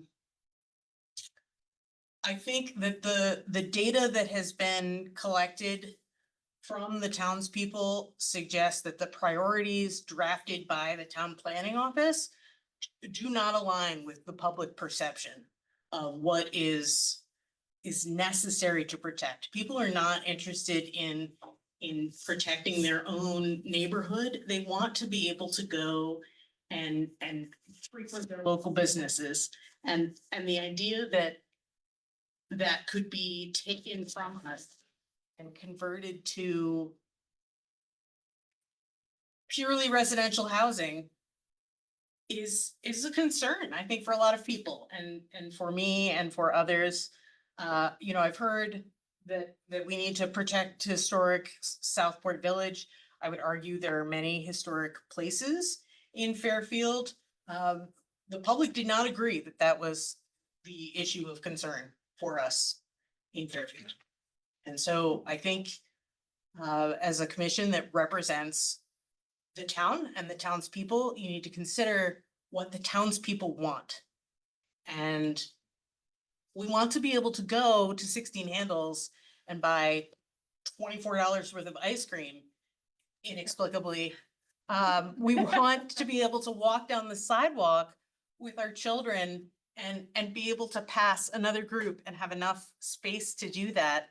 And I really am worried that we don't even have any idea how many properties could succumb to this new law. I don't think we know. I don't believe the commission knows. I don't think the commission has received data on this. And if you have, I would love to see it. The public would love to see it. We're thirsty for it. We want to understand, but so far we've seen 2 drafts, one of which covers Winton Park. Why are we protecting Winton Park? That doesn't make any sense at all to me. And it doesn't make sense to lots of people. I think focus on where we are actually at risk for not being able to go because there's no parking there. And I know parking is very tight on Reef Road. But there are only so many lots. And happily, a lot of them have been redeveloped, so I think our downtown, people are really sure that's what they want protected. I hope you'll look at the data. I did build you the app. And I brought you a thing with a QR code on it, so you can see it for yourself. That's submitted. It's on the public record, but just so you can access it, I brought you a copy. And you can take out your phone, and you can see it. Thank you. Thank you. Come on up if you want to speak.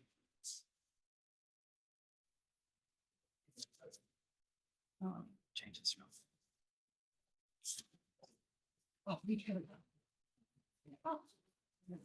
Hi, everyone. I'm Kathleen Meyer, and I live at 167 Churchill Road in Fairfield. Been a resident of Fairfield since 1983 and a full-time realtor since 1993. And if there's anyone that knows this town, it's realtors. Okay, there's tons and tons of communication among realtors that speak to the restaurant owners. I went to dinner the other night and sat and spoke with Dr. Patillo at Sacred Heart University Community Theater. And he said the biggest communication he receives is the problem with the parking at the community theater. Most of it, most of the folks that attend that theater are 50 and over. There's no handicap parking in downtown Fairfield. There's no place in Fairfield for folks to ride their e-bikes. So if you're gonna take parking away from the community, you need to do something else. You cannot let McCarthy, Keat, and Lieber control this. It's very, very important to the town of Fairfield. There are places where no parking actually works. New York City, San Francisco, and Seattle. It's not Fairfield, Connecticut. Fairfield does not have the extensive transit networks that are needed, like e-bike lanes, wide enough roads, big sidewalks. We have a resident here who was out measuring sidewalks. I was measuring sidewalks when 15 Umpqua Road was coming down the pike in 2020. Those of us that were so concerned about that development were out there videotaping. We were out there with our tape measure because we knew it was going to be a disaster, and it might not, but those of us that live here feel that it's going to be a problem because of the flooding and the amount of cars coming in. He did reduce it from 60 to 50 units. So we've got 50 units coming in to Umpqua Road.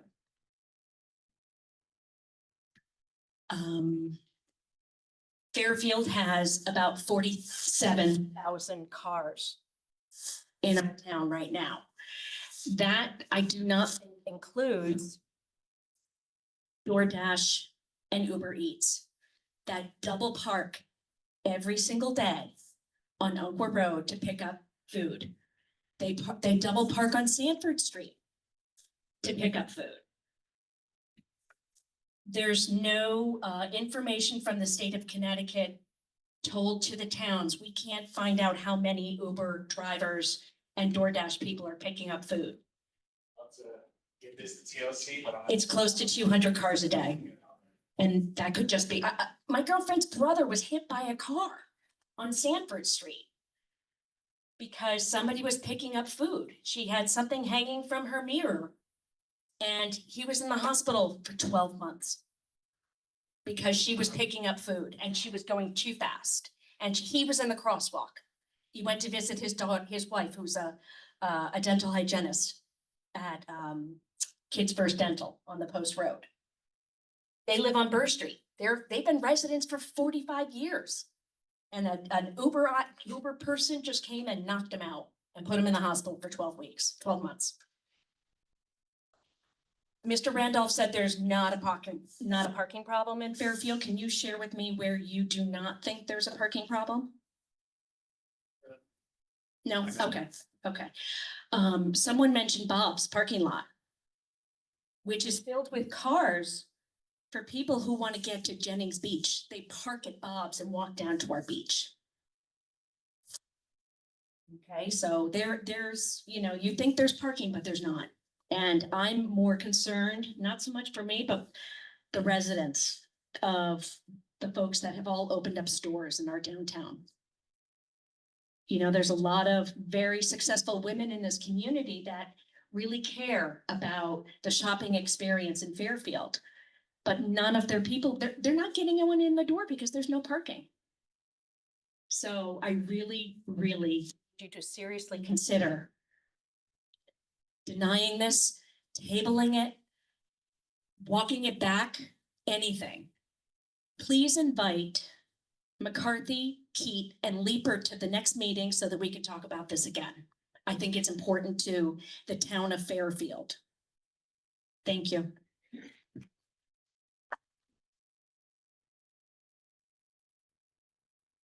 Next, come on up.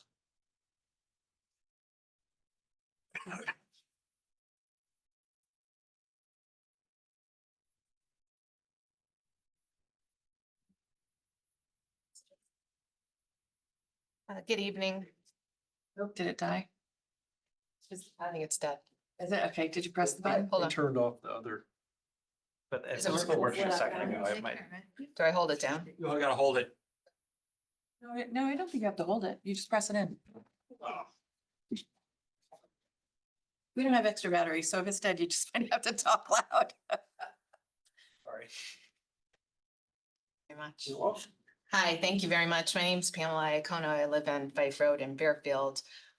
It's amazing to me the amount of money we spend on this town for things and we don't have microphones that work and that you guys don't have microphones. know, It's that's really what- hard to hear you and you really ought to consider, putting it for that.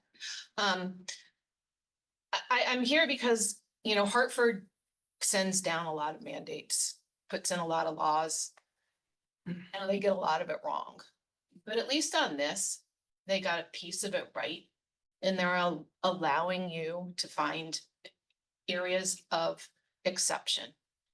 And it's absolutely stunning to me that it's not a no-brainer for everyone sitting on that dais, that the immediate area that needs to be protected is our commercial downtown, which is an economic hub for this entire community. As we're sitting here facing horrible tax increases because of the reeval that we're going through, where commercial has not kept up with residential, and where we should be looking to bring in businesses, we're instead looking to sink them by not protecting parking in the downtown area. It's equally disturbing to me to sit here and to listen to the fact that a commissioner is weekly in the planning office working on things that you guys are going to take action on. I presume that each of you has outside jobs and doesn't have the time to dedicate to be able to do that. Questions can be asked, sure. Guidance can be given and gotten, but all of your work and all of those things should be driven in public at these meetings. Equally concerning too is when commission members want to put forward amendments and want to be able to put forward motions, they can do so by 2/3 votes. If you have an active motion, it's one thing. When you're done and that commissioner wants to put forward a motion and he or she is able to obtain 2/3 votes to add it to the agenda, then that's proper and that's right. It is not the discretion of the chairman to say no. It's the discretion of the board. And really, for us to be worried about whether or not there's going to be more university housing on Reef Road that is, to the beach area residents' point, pretty much saturated over our commercial area is heartbreaking to me. This should be your first area of priority. And I really hope you take that into serious consideration. Thank you.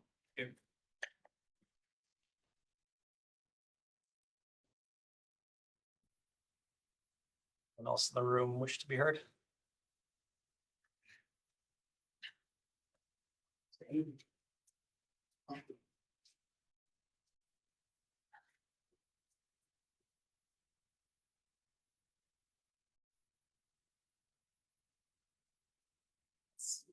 Work? No, You gotta press and hold. now, Oh, that work? that works. Maybe work? Hear me? So I'm Katie O'Grady and I live at 295 Old Dam Road in Fairfield. I also am a Realtor and I've been a successful Realtor in town for about 23 years. I can tell you, people come to Fairfield for the schools, the beaches, and our vibrant downtown, among other things. And I also am baffled at the fact that every single one of you commissioners isn't looking at downtown as an area where we need to protect parking.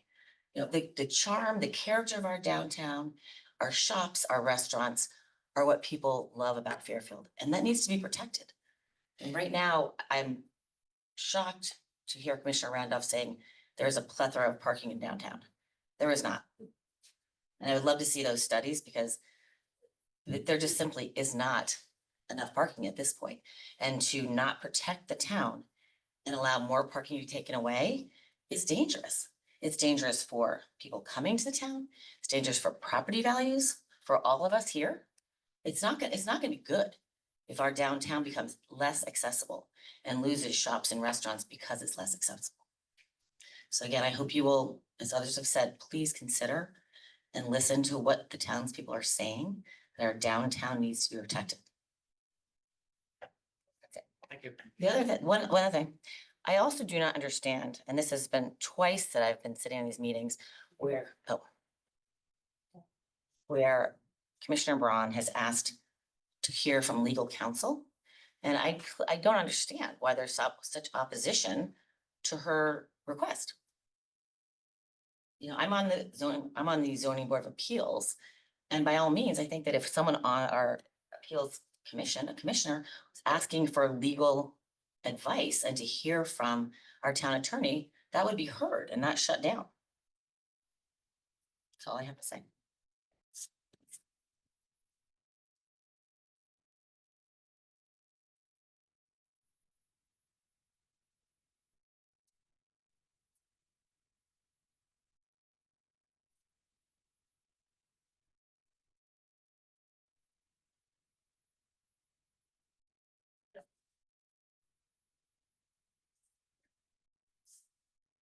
Hello, sit down. I can't though.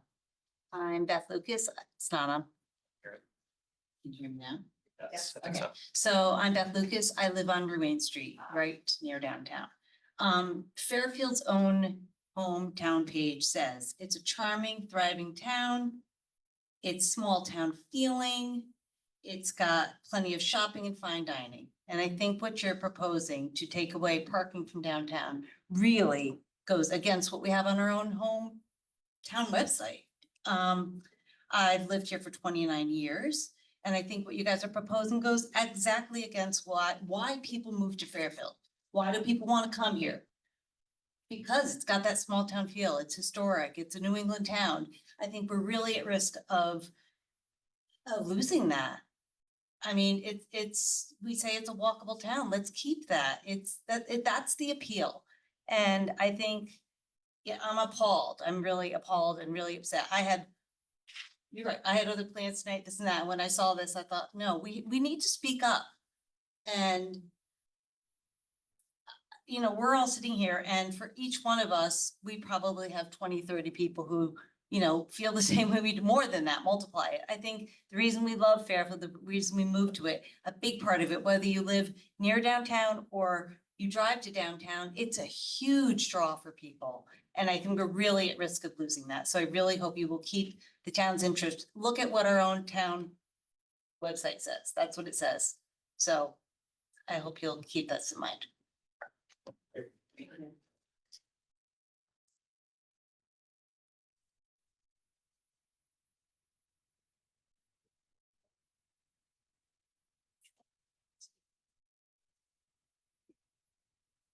Button here, right? Okay, can you hear me? Yes. My name is Bridget McNamara. I live on Carroll Road in Fairfield. We've been living in town, just about 20 years. We have children who have grown through Fairfield, and I've noticed many of the people speaking tonight have been women who, many have probably had children who have enjoyed time downtown, having the freedom of getting $20 and getting to go get candy and ice cream at Starbucks. I think it would be devastating to our town. I think it would be devastating to the children that go to the 4 schools that are walking distance from downtown to have that afternoon freedom taken away. Speaking of freedom, we live in the United States. One thing that's big in the United States and what we're known for is freedom. What brings us that freedom is cars. Kids who graduate from college, one of their first purchases after they get their new job is a car. To force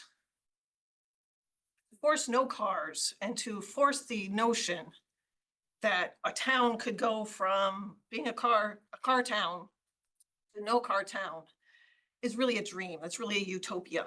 In order for that whole thing to work out, you'd have to start from scratch somewhere in the middle of, I'm from Nebraska, to make that work. But you can't force feed and shove carlessness on a society that lives and breathes cars since Ford invented them. This whole notion is crazy. I think it's insane. Obviously, that's why I'm speaking up. But our downtown has to be saved. Otherwise, there's no point. We don't want to be Westchester County. We don't want to be another overgrown, overpopulated, dirty, filthy, car-filled suburb of New York. We are Fairfield, Connecticut. We are a town that was built on history, and we want to keep that history.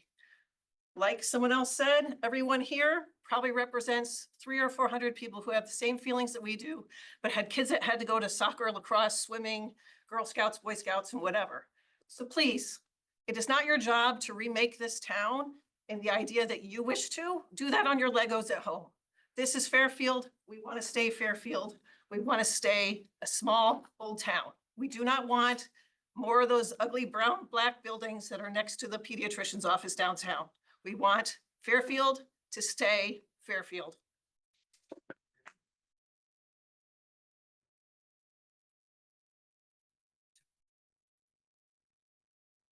I know we have some folks online. Anyone else in the room first, though?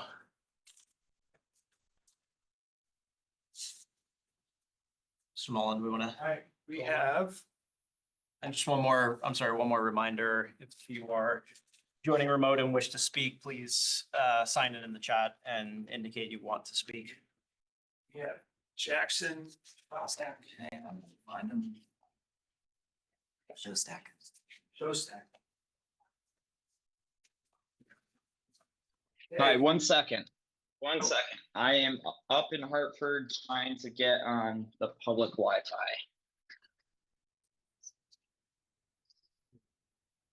All right. Can you hear me okay? Yes. All right. So thank you all for taking the time to hear from residents. Parking, road safety, and traffic congestion are some of the biggest problems in our town. I'm extremely disappointed in the actions of the Connecticut General Assembly, which have restricted local decision-making and imposed an unfunded mandate on our town with Public Act 25-1, otherwise known as 8002, which passed through emergency legislation without a public hearing and input at the state level. I want to express my distraught with Representative Leeper, McCarthy-Vahey, and Kitt's votes in favor of this legislation, seemingly without thinking of its direct consequences. I want to thank Senator Tony Huang, who proactively voted against this. The reality is this: under this new state law, outside of the limited districts being considered tonight, Fairfield can no longer deny residential developments of 1 to 16 units based on parking.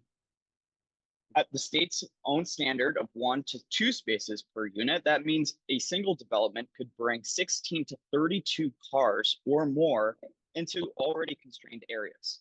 Fairfield has many diverse neighborhoods, all that have concerns surrounding density, traffic, and safety. This legislation at the state level, which we are legally bonded and adhering to tonight, is one size fits all and ignores the unique needs of our town and its neighborhoods. For example, the adopted POCD is considering further housing development downtown in DC and CDB districts, places where most traffic, bicycle, and pedestrian accidents happen because of already congested streets, especially downtown along the Post Road. The CPMD areas, the parking districts, must protect downtown, its commerce, and current residences. Developments without parking requirements downtown will increase traffic, congestion, and road safety accidents.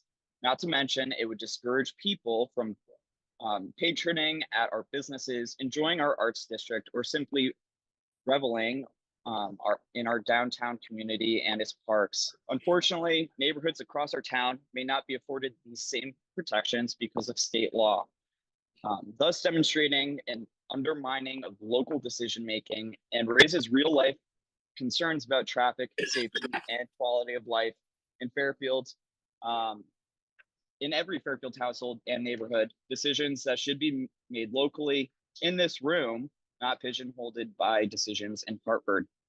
Because of this state legislation, parking minimums have been weakened, developer flexibility and concerns over road safety have increased, and local control, our local democracy, has been restricted.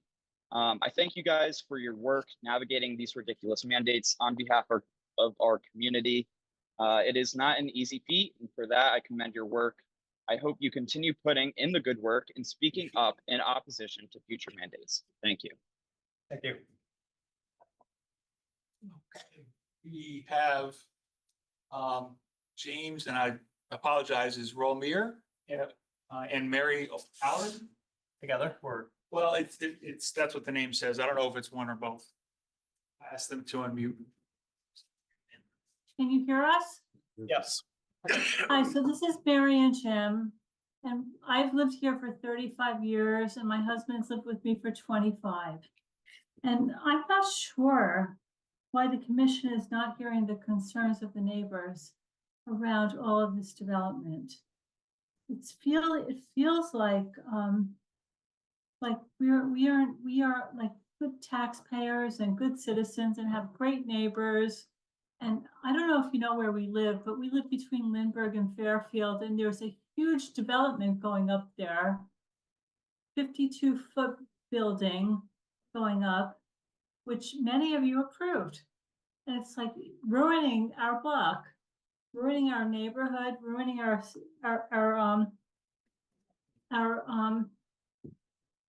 ruining our life here. Literally, they're ruining our life and causing us legal problems too. Like, we have to pay for this. It's ridiculous. So why are you disconnected from our neighborhood's needs? Like, that's what I need to know. Like I know you did the circle and you did like us, and we have the Porsche dealership going on across the street. And it's like, hello, like our neighborhood has become a city immediately when we have children like bicycling and playing in the street, and we have stuff like that going on, like beautiful stuff. So why are you not researching the impact to our neighborhoods before these decisions? And so the reality is like the parking thing is a very big deal. And like, we need parking protections around Fairfield Place and Lindbergh Court and Lindbergh Street, because the reality is, like, they want to have like 1,000 people here. We're not gonna be able to live in the street. We're not gonna be able to have our homes. And you guys did that. I would say that at least half of you, not Kathy, but a lot of you guys did this to us. Why are you doing this to us? Why are you ruining our neighborhood? I'd like an answer, please. Thanks. All of the testimony has been against this, and yet it seems to be ignored. We get ignored all the time. We don't know why. We have to take it upstairs. We'll do that. We're ready. But the reality is, like, how come you guys do not think about our neighborhood and how we live and our great neighborhood here? Yeah. Thank you. I'd like an answer.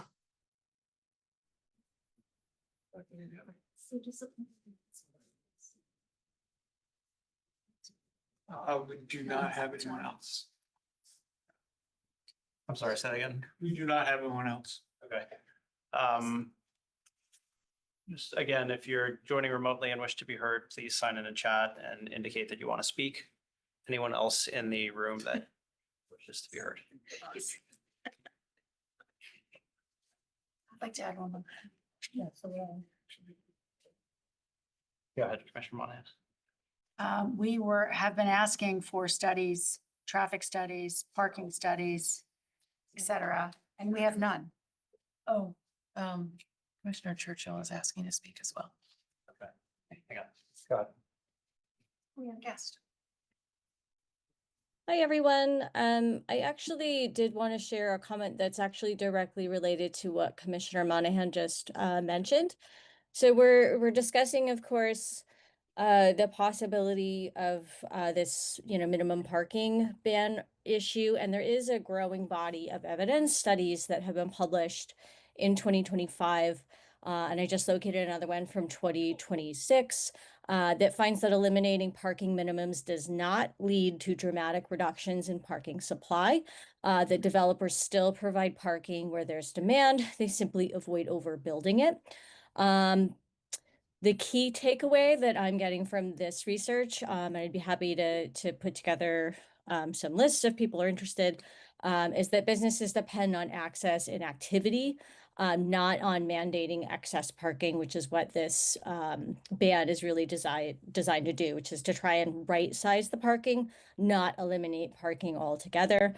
In fact, requiring too much parking can actually undermine the very conditions that make downtowns economically successful, because they do prevent people from walking around downtown, strolling, and so forth. I know personally, I understand parking is already tight. I certainly would not deny that. But I know I've discovered a lot more businesses than I might have otherwise, because I've had to park a little farther away from the spot that I needed to be in, and I had to walk there. So that's just what some of the studies that I've just looked at quickly are finding. And thank you very much. Thank you, Commissioner. We have another person who's raised their hand. Thank you. Go ahead. Is Commissioner Monahan? I just would like to know what those studies are, where they were done, and if they were local in Connecticut in a small Fairfield County town. Let me pull together what I can find, and I'll see what the best way, if I can share them through the group. I'll talk to. Can you send those, submit those, and we could add those to the public record? Yeah, absolutely. Can I ask who that person is? Commissioner She's- Churchill. I'm sorry. Commissioner Commissioner Churchill. Commissioner of what? Churchill.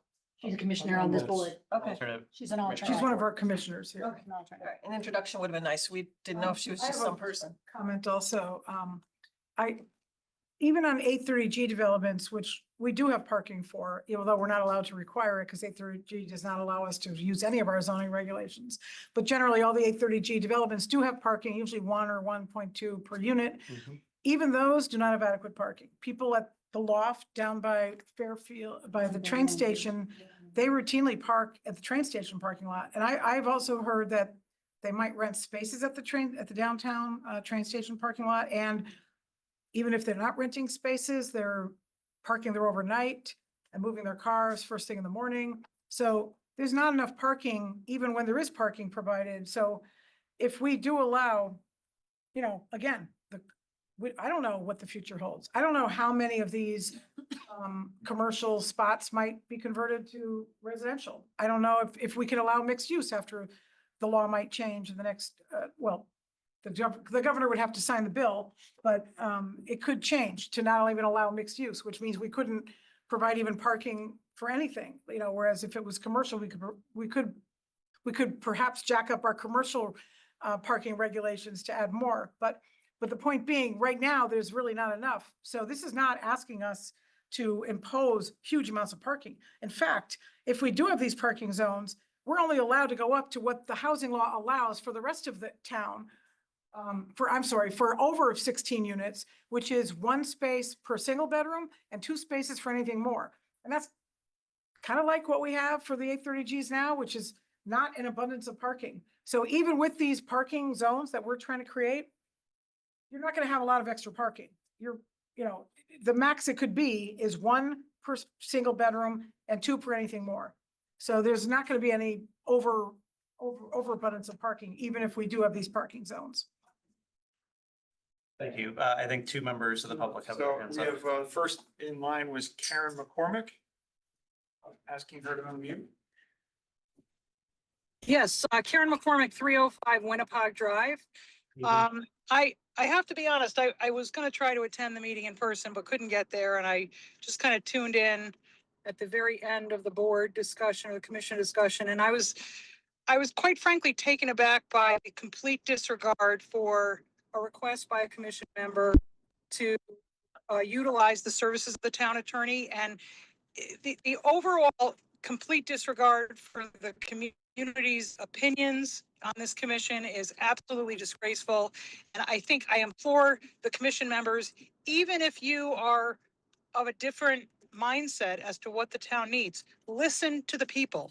The people are the ones who elected you, and there's been nobody that's shown up tonight so far that I've heard that's in favor of allowing the parking access to be restricted in the downtown, which is essentially very, very much a danger to the businesses and the livelihood of our downtown. So I have 2 requests. One, when a commission member asks and makes a motion to ask the town attorney to weigh in, having a command of Robert's rules is helpful because, in fact, there is a way, as Ms. Iacono pointed out, for that to take place. You have to obviously put it to a vote with 2/3 of the commission, but to completely disregard her and tell her that she's being, dilatory or she's trying to kind of avoid and postpone things is, quite frankly, unbelievable that you as the commission chair would make such a statement. So have respect for the opinions of your fellow commission members, give them their due, let them have the town attorney weigh in on these matters. These are things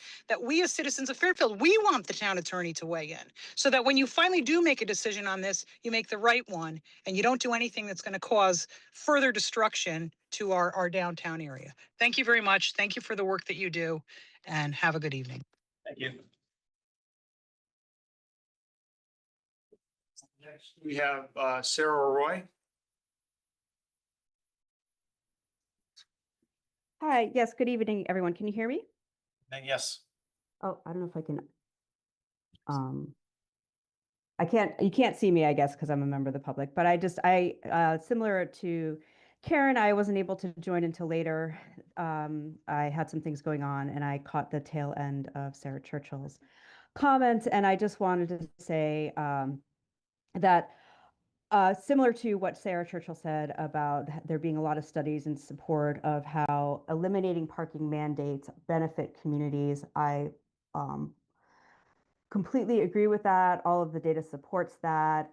If there's folks on this meeting that haven't seen the great work of CT parking reform, they did some great studies of all of the town centers in the state of Connecticut.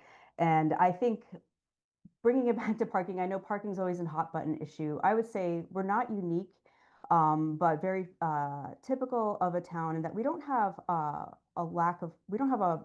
parking quantity problem. We have a parking management problem.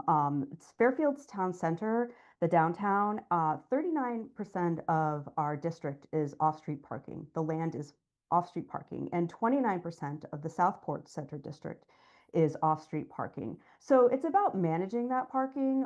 There's no shortage of parking. We have a parking perception issue perhaps, but, and so I'm rambling a little, but I want to say that if we want to have truly walkable town centers, neighborhoods that are convenient and easy commutes, we have to focus on walkability and other modes of getting around. We don't have protected bicycle infrastructure in this town. We have critical gaps in sidewalk infrastructure. When you're able to shift even a small percent, even as little as 5% of people out of driving to a destination and into public transit, biking, walking, it can make huge differences not only on parking demand, but also on traffic congestion, which anyone on social media in the Fairfield area knows is a constant complaint. So one thing that I don't feel is brought up often enough in these discussions, not just in meetings, but in the public dialogue, is the fact that there's more than one way to get around if we create the infrastructure and the incentive, the conditions to incentivize people to use things other than their cars. So really support eliminating parking mandates and the proposal being put forth by the town planning and zoning. Thank you for your time. Thank you. Anyone else, Mr. Mullen, online? Do not have anyone else at this time, Mr. Chairman. I'll just make one more announcement. If you're joining remotely, since I see folks have trickled in throughout the evening. If you are joining remotely and wish to be heard, please sign in the chat and raise your hand or indicate you would like to speak. Anyone else in the room before I could go back to the commissioners? Can I have another bite at the apple?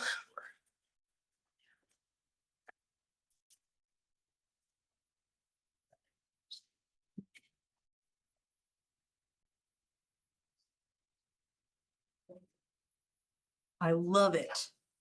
Is this on? Present hold. Bill turns yellow. There we go. I love it when somebody. Sorry, just say your name again for the Oh, I'm record. sorry. This is Emily Howe. Still the Nightmare on Elm Street. I love it when somebody cites literature because as an academic, this is so important to me. I think the literature does support reducing minimums in the right contexts. The strongest evidence is for transit-rich urban environments, places with frequent bus or rail service, walkable destinations, existing parking supply that's underutilized. The evidence is much weaker and in some cases reverses in suburban contexts with car-dependent commute patterns. Fairfield is mixed. We have a downtown near Metro North. We've got our Reef Road area. Parts of it fit into the urban model, parts of it don't. The literature supports reform, not elimination. The minimum should be calibrated to actual demand. And the idea that developers are just not going to build bigger and they'll include parking. I think with a lot of student populations who are looking for ways to easily park. I live 2 blocks from Fairfield University. I certainly am familiar with the various gaming of the system there. I think the local impact literature is much thinner than urbanist literature. And if you look at city scale effects, that's where the studies are being done in places like Seattle. There's almost no evidence on how elimination plays out in a small suburban commercial corridor with on-street parking already at capacity. And the honest answer is nobody fully knows what happens to a 9-unit conversion on Black Rock Turnpike with no off-street parking, or on the Post Road for that matter. To say that it benefits communities is aggregate reducing parking benefits the housing market in aggregate. I think that it can simultaneously create localized parking spillover problems on streets that aren't designed for it. And both of those things can be true.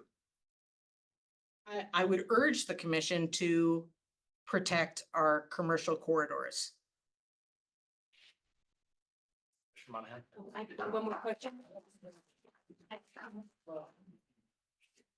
I just want to add one note before you come up.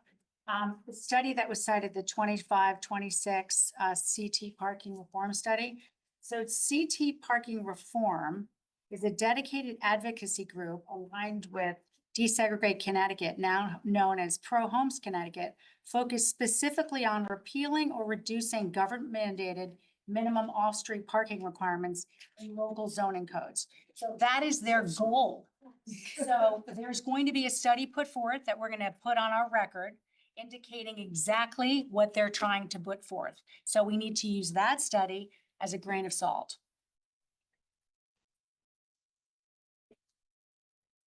I overheard you say, a traffic study. I'm sorry, can just. I know- Kate Meyer, Churchill Road, traffic study. We were so concerned about 15 Uncle Road coming down the pike that we thought, well, why don't we try to pull together some money and get a traffic study done? So I called one of the companies that the town of Fairfield developers use, and he said, I'm sorry, we only work for developers. So maybe our town attorney or a town planner, someone could help us and find a traffic study independent that really can help communities rather than be 200% pro-development for the developers.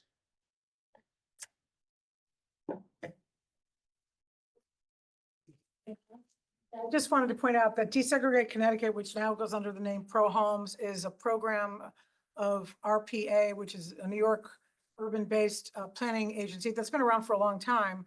But the lobbying they've done in Hartford is for laws that have not passed until the housing law, which incorporated a whole lot of bad bills in it. And I've opposed almost every one because it completely ignores the need to protect open space and runs roughshod over environmental and historic preservation. So I would take any study that they put forth with a big grain of salt.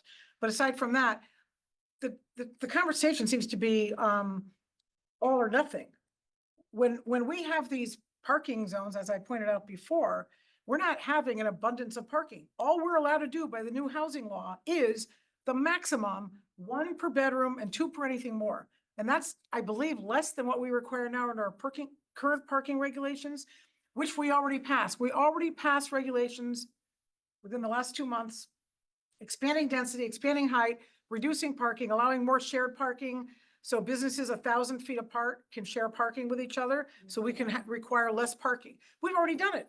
We've done our homework. We've passed regulations that we thought made sense for our community. I didn't vote for it, but our commission did. Okay, so we've done what we felt was appropriate for our community.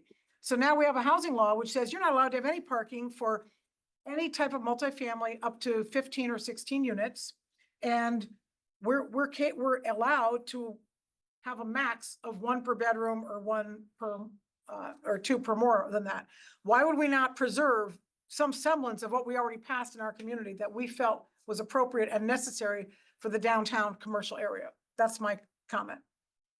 One further online? No. All right, so let's see, we still have plenty of time this evening. Okay. Go ahead, Commissioner So, Randolph. can we keep this open? What's the? Yeah, we can. Yeah.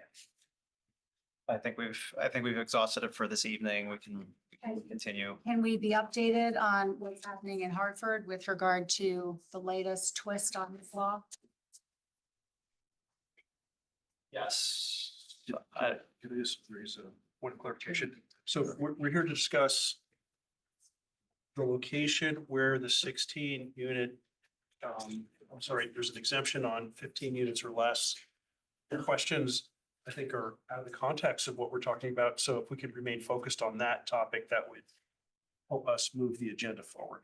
So if you want to ask the question, I know staff is available to help you answer those questions, but I'm just reminding that we're focused on that one specific issue. All right, well, If if something we don't know passes on a the state answer to level, that it tonight. changes the effect of maybe what we would be voting for. We don't know the answer tonight. We're gonna hold this open. If there's further action that adds to the context of this, we can discuss it after some action is taken. All right, so again, we'll hold this public hearing open. And go on to the next item for now, to be continued. Thank you, everyone, for coming and If you'd like to participating. stick around to listen to other standards, you're more than welcome. They're also very important. And to listen to everything we do for that matter moving forward. So thank you for everyone coming up. Next is section 7, Commerce Drive Area Designed District Standards Zoning Regulation Amendment with consolidation and simplification of all standards applicable to underlay zones and overlay zones within the Commerce Drive Area Design District while adding review requirements per Public Act 25-1. Sorry, again, do we have anything we want to pull up? We can certainly bring up the red line. I think, as the commission, may know, the Commerce Drive Area, District was created in conjunction with the creation of, at that time, what was known as the Metro train station. It was created with underlying districts, the Commerce Drive Area Design Districts that overlaid on top of that, uses that were within design industrial, uses that were in design commercial, design commercial district, uses that then were allowed within the Commerce Drive District, and then uses that were allowed within each of the TOD overlays, one of which was applied to the design industrial district, one of which applies to the Commerce Drive Overlay District.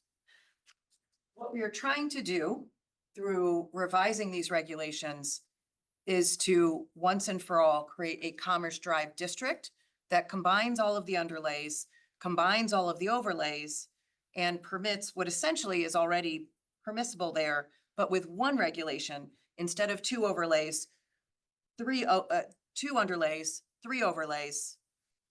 It's it's too much. So if you look at the red line version, what you'll see, and I think it's probably best to just kind of explain it, get your questions as the commission,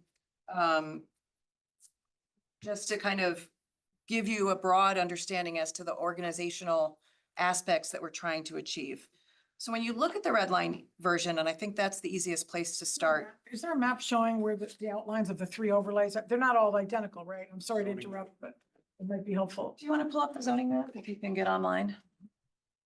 Sorry to interrupt. Yeah. It's okay.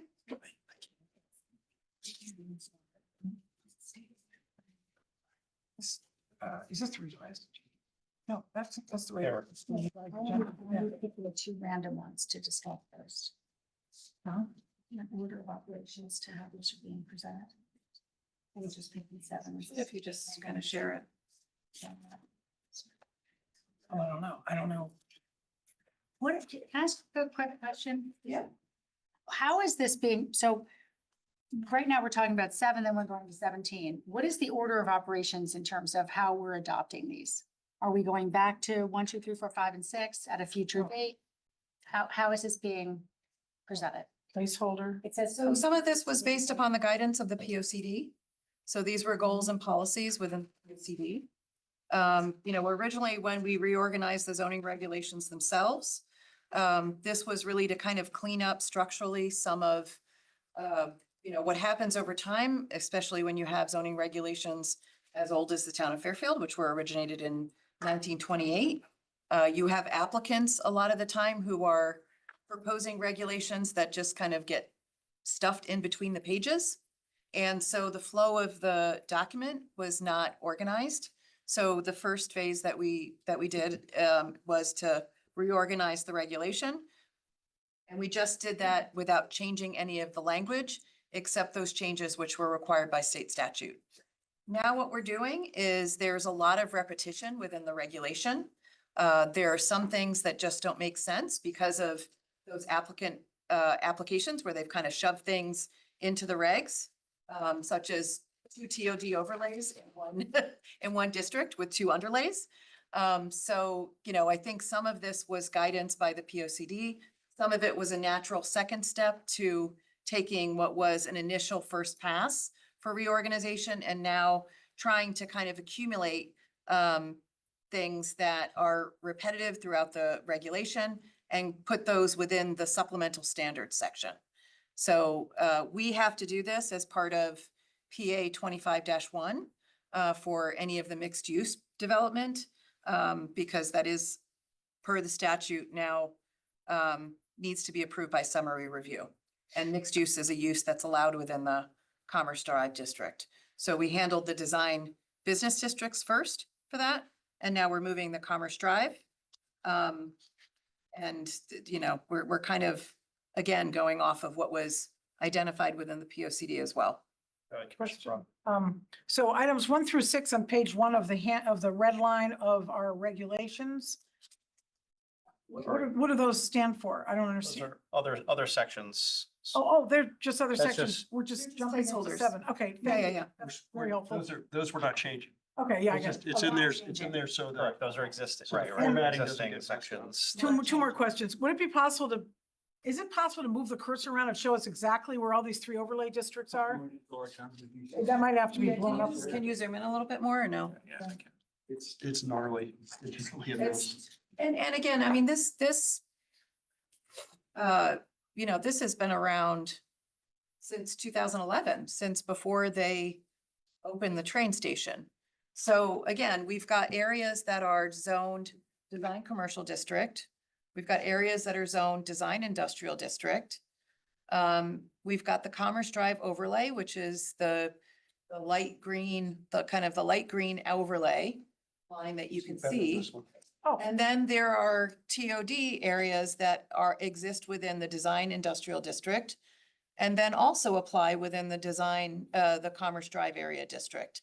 So this is a very confusing regulatory framework for development, to say the least. And the train station is where it says DI, That's correct. design industrial. There's the loop road. That's Ash Creek Boulevard, and that's Ash Creek on the bottom, and on the top is Kings Highway that goes by Whole Foods. That's correct. Yep. And New England Avenue is right there in the brown area? That's correct. Okay. So it was, What's the purple in the middle? that one is, that's Stone Ridge. So that's a yeah, designed yeah. Design residence district. district overlay. So that would be unaffected because that's its own separate little zone. The blue zone? Yeah, that's the Stone Ridge condos. That's like a DRD like. That's condo. correct. Yep. So how many, you got 3 layers here? Oh, I see. Two existing zones. The Commerce Drive area overlay, then 2 TOD overlays. And the brown is not part of any of this. No, That's a residence B or something. that's correct. Which is essentially allows. And the green outline goes way far over to like where the gas station is, or? Yeah, it's Commerce Drive. So if we can get back It stops at like Jaguar. Stop. all the way on the east there, it stops at Pepe's. That is. Yeah, so Berwick. Go ahead, you were about to say. Thank you. That's very helpful. So essentially what we're doing, so if you look at the red line version, it has a column for DCD, which is the design commercial district, has a column for DI, and has a column for CD, which is the Commerce Drive area. So what we did is we put within one table all of the uses that are permitted within those districts. And Mark Barnhart, the Economic Development Director, and I, we went through this list together and just kind of said, well, what is, given the very limited geography of this area, what are those uses that are likely to be one? Well, what are the uses that exist today? And then what are the uses that are likely to potentially be within this district in the future? And so the goal is to squeeze what are 3 columns of zones into 1 column, which is only the Commerce Drive area. And we would just be clarifying that this is a singular district. That we don't need to hold on to the industrial zoning below, and the design, design commercial district below. We can have one zone. You have to collapse all, so they all have different uses allowed in each of these columns. So you're just gonna combine them? So if it's allowed in one but not the two others, you'll add it to all three areas? So that's part of the consideration. So where we have, for example, the first example of this is under 7.20, gasoline filling station only as an accessory to a primary permitted use.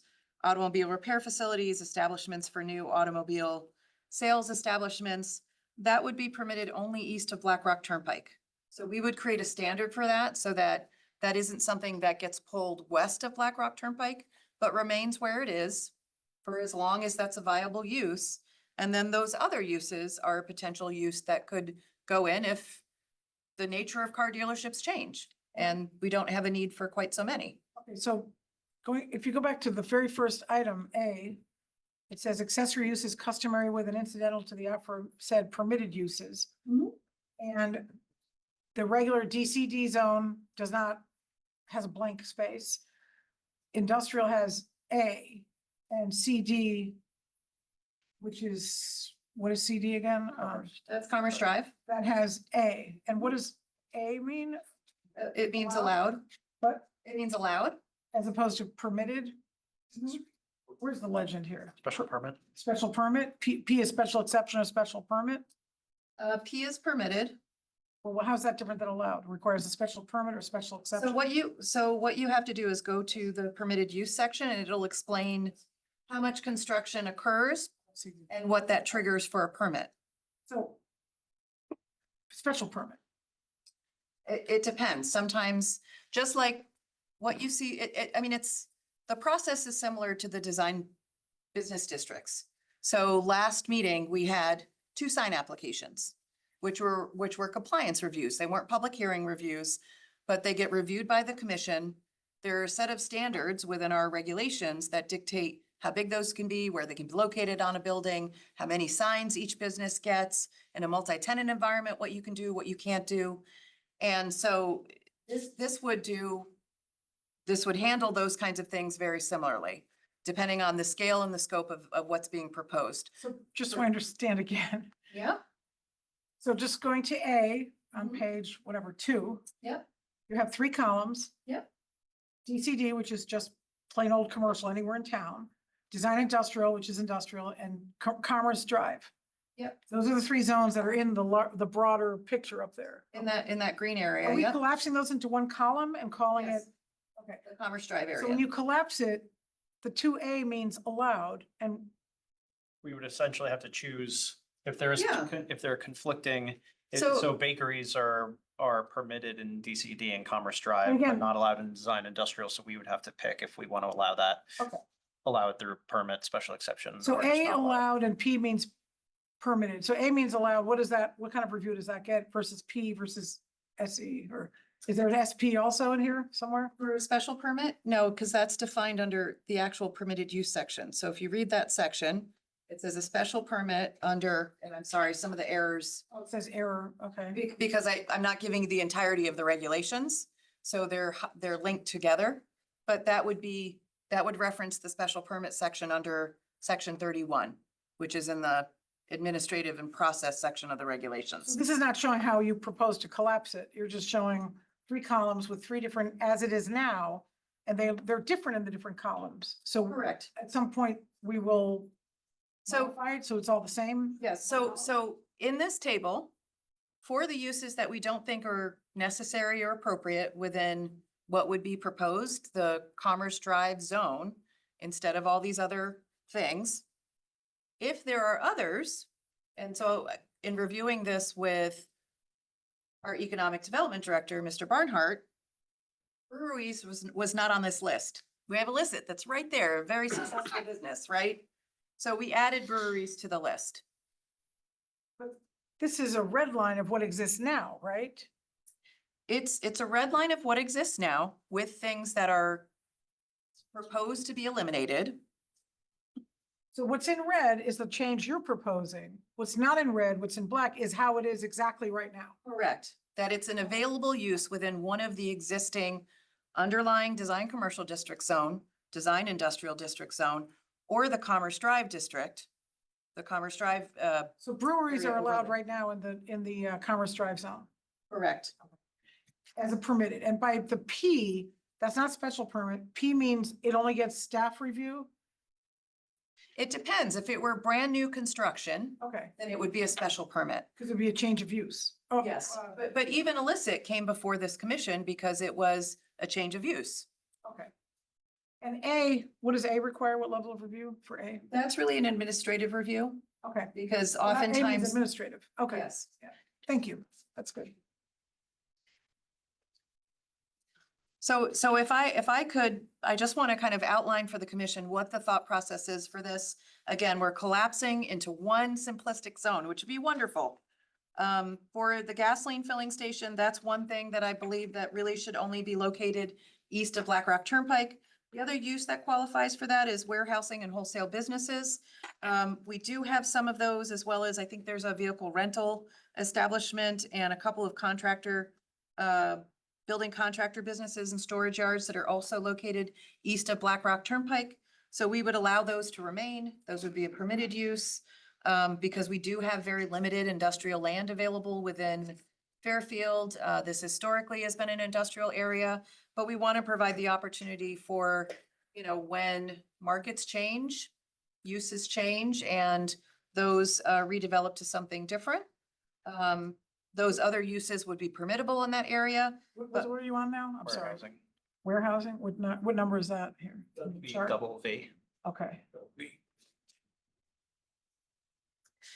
And then similar to what we had within the design business district, we have special standards for mixed use development, and this is the portion that speaks to PA 25-1. This very specifically mirrors the language that was recommended to us by our town attorney for the 65-day summary review for mixed use development. There are also some special standards for transit-oriented development park. Right now, there are two TOD overlays. There's transit-oriented commercial park, and then there's transit-oriented development park. We would just combine those two into one transit-oriented development park. Transit-oriented development park developments have to meet certain standards, but they're also given a height bonus only in this area for Commerce Drive, much like the trademark buildings were. They're allowed a little bit extra height than our other commercial districts. And so when you look through that section, those special standards are located within that section. And then we would essentially delete, when you get to the end, we would essentially delete the section for transit-oriented development park because we're integrating it into the entirety of this section. I understand that it's probably going to take just a re-review of this after the explanation to, kind of get a handle for how we're trying to reconfigure and reorganize this section. The other thing that we wanted to provide, there are some design guidelines that exist within the Commerce Drive area. So we provided some illustrative examples within the design standards section, which is section 7.5. Are those existing buildings? No, they're just illustrative examples. Are they That's new not what it looks- pictures? Yeah. Where are those? Pardon? Are they new? They were developed by our consultant. So shouldn't they be redlined? There should be a picture saying new photo. I can add that if you would like. If it's redlined, it should be what all the changes are. Okay. I don't like the pictures. I don't know how other people feel about the pictures, but I don't think they're illustrative of what we would want certain buildings to look like, or if so, we should convene and have a discussion on that topic before we put photos into our regulations. So just to address that point, perhaps a more schematic diagram would show the point more clearly if that's possible. But what I was going to ask is grandfathering. So there are some of these uses in this area. My bugaboo signs, like, so, because we're next to the, see the map up there, but we're right by 95 and a lot of this, we got some billboards. So how do non-compliant, uses, what's the, is there a sunsetting provision? Do we need to add a sunsetting provision? How do we, what's the thought on that? Yes, those are, I can only speak from my experience in Milford, that they're very challenging to get rid of. No, I'm just saying in general, not just signs, but in general. So if there's a use that's here that's been stricken, what, do we have a thought on how we can prevent a change of use in the building to specifically prevent that? So for example, the Carvana site, right? That was not a car dealership for many, many years, and then it became a car dealership again. Is that sort of interruption in use something No. that's contemplated in here? No, it has to be a voluntary repurpose into a different use. Right, so- And right now, within the design commercial district, auto sales uses are permitted. No, I'm just using that as an example. Mhm. So like Carvana, had we not permitted car dealerships on that part of the post road, and the Carvana dealership, was a Porsche, everybody says it was the Porsche dealership originally, and then it was many other things, and then it went back to a car dealership. Had we prohibited car dealerships in that area and it had an interrupted use, and I'm just using that as an example. If there's an interruption in use and it's prohibited, do we have a provision to prevent the location from reverting back to that use? Not if it's been approved for that use previously. So 20 years, if it was approved 20 years ago, that kind of, Well, if it actively chooses a new use, that's an abandonment of the prior use. right. But an absence of an approved use because they can't find a tenant No, is not an abandonment. I'm just picking on the Carvana site because that was a car dealer, another car dealer, then it was furniture store, then it was a campaign headquarters, et cetera, et cetera. So there was an interruption in use. Would that have been an abandonment of use? I think the last use was Belize before that, wasn't it? So I think it was a car dealer. Then it was proposed Vacant a for while, yeah, dog boarding and that did not pass. And then it, but an abandonment of use After the change in uses. would prevent it from reverting to that use. not an abandonment, a conversion to a new use. Okay, all right, you answered the question, and that's covered elsewhere. Yeah, Mr. Chairman, it's under 2.3. okay, Thank you. thanks. Have we always allowed 70-foot buildings over there? Yes. In the TOD regulations, yes. And then we took out may at the commissioner's discretion regarding a parking needs assessment. So we took out parking needs assessment, we took out study indicating parking demand, proposed land uses and rationale for satisfying the parking demand of the proposed land uses, the total number of spaces otherwise required at the commission's discretion be reduced. It must demonstrate the adequacy and viability at such request and shall be subject to a public hearing. So we took that out completely. For the state statute, anything over 17 units, you now have the requirement of one space for up to one bedroom, 2 spaces for 2 bedrooms or larger, or a parking needs assessment. So we are revising this to meet the requirements of the statute.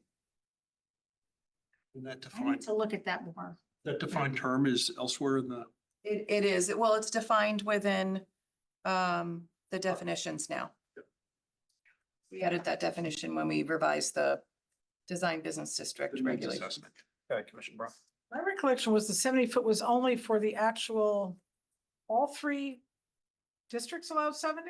Or If you do a transit-oriented development park, so we don't have a chart that shows dimensions or height or anything, right? That's your combined. If the 3, there must be a red line then. If the height of one of the commercial district is not 70, that's, and the Commerce Drive or Metro Center is 70, one of them isn't 70, right? So are we combining them all into 70? so if you go to section 7.4.7, Looking at that. yeah. Okay. So no building or other structure shall exceed a height of 4 stories or 40 feet, whichever is less. Okay. Transit-oriented development park buildings or structures shall not exceed 5 stories and 70 feet in height. So that's a separate district within the district. Well, fireworks. That's a specific kind of project. Okay, that's not a district, that's a project. Correct. And that's defined somewhere else. I think we did this before. Yeah, okay. But is that specific to Commerce Drive? It's only within the Commerce Drive area. Is that stated? It's a use allowed within the use table. Looking at 7.2.2. For transit oriented development park. It doesn't define the park, does it? Where the park would be?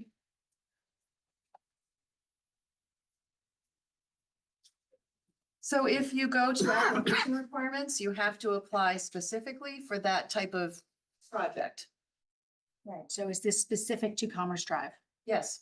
Okay, and that's written here. It's in the use table, it's QQ. Yeah.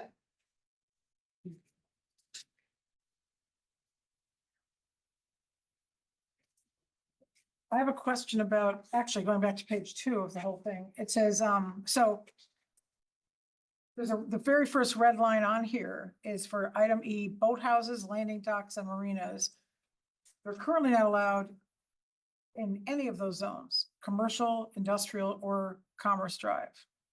So that's why it's just gonna be deleted, because There's not really an appropriate location for that within the it's not area. allowed. It's not in our regulations at all. No, it is within our regulations. There's a dash underneath all of them. It's there within, it's there within design commercial districts. It's an allowed use, but it's just not appropriate given the, No, but I'm trying to figure out what's in the reg now. It said there's a dash, there's no A, P, or anything else. So does that just mean it's allowed? yeah, I mean, it's within the design commercial district now. So it's commercial, it's a permitted use, and so you don't need it, if there's a dash, that means that it's permitted? Yes, but this one we crossed out early because there's just not a site where you can land I'm just trying to this. understand what's in the regulations right now. Yeah. Right now, you could put a boathouse, landing, dock, or marina in all 3 districts, it looks like. There's the same designation there. What does the dash mean is what I'm trying to say. You just don't need that use. I'm asking what the dash means. Well, Not permitted. It means it's not permitted. So it's not permitted now. So you're not making it, you're just deleting a line that's already not permitted. Yes. It's Yeah. not permitted. So the dash means it's not allowed in that district. I think it's allowed right now in the design commercial district, but it gets very rarely applied. It's in the current regs on their overlay districts. Well, here it says there's a dash, so that tells me it's not allowed, but okay. So you're not really making a change to item E. You're simply crossing out something that's already not allowed. It's something we don't think is practically No, going I to just be need to know if used. it's allowed now, because that would be a change. I'm not talking about if we might want it in the future. If it's allowed or not allowed now, I'm trying to figure out what the change is to what we allow now. Is it a P with a line through it? Or is it No, a dash? item E, Right, but should it be a P with a line through it? It was permitted and we're crossing it out. no, this is a bunch of dashes. There's a dash in each district for boathouses, okay? I believe right now it's in the design commercial district. It's a permitted use. So but that it's- actually should have said P then? If we want to delete it, it really doesn't I matter. need to know what we're changing from and to. That's how we do redlining. I have to know what we're changing from Yes. and to. Like, and we'd have to look at 3 places of the original regs because they're scattered. So I really appreciate consolidating it. I just need to know what we're changing. A real red line should show black, what exists now, and red, what we're changing it to. And it looks like they're all 3 dashes, which tells me it's not permitted at all in any district, but it might be. It's permitted in the neighborhood design district. But that's not even on this list. No, Yeah. and then it also Okay. appears again in, Okay, so that's, yeah. in overlay, the section on overlay districts. Isn't this an area that we would want homes for aged, rest homes, chronic and convalescent nursing homes? Like, wouldn't that be a great place to put a large nursing home? If we're allowing tall buildings in an area like that, like, why would we take that out? If we're allowing it to be an apartment building to be built over there, why wouldn't we allow it to be some sort of senior housing in that area? So I'm just wondering. What item is that? Really good answer. Q, just a thought. I think some of those can be for-profit or nonprofit. And I think that this has been an area that has been specifically targeted for economic development that provides revenue to the grand list. What would be nonprofit? What would be a nonprofit nursing home? They don't have taxes applied to them. I have never heard of that. You were shown for the agent. So there's one, Jewish home. There's many, yeah, like, Access. yeah, the one on. So can we Like change? 30 Park is not nonprofit. Can we Some of them are change it? for-profit and some of them are nonprofit. Can we- I think the idea is that this is again, an area where, again, when we did the TOD study, this is an area where we really hope that this offsets the dependence on our residential component of the grand list and we help build our commercial grand list a bit more. It's a for-profit nursing home, then it actually would do just But that. we can't state for-profit or nonprofit. What we're allowing is a use. And so we can't distinguish between the two. And so it's a vulnerability if we allow it. Need to think about that. Because it's really the use, right? It's not whether or not they make money or don't make money.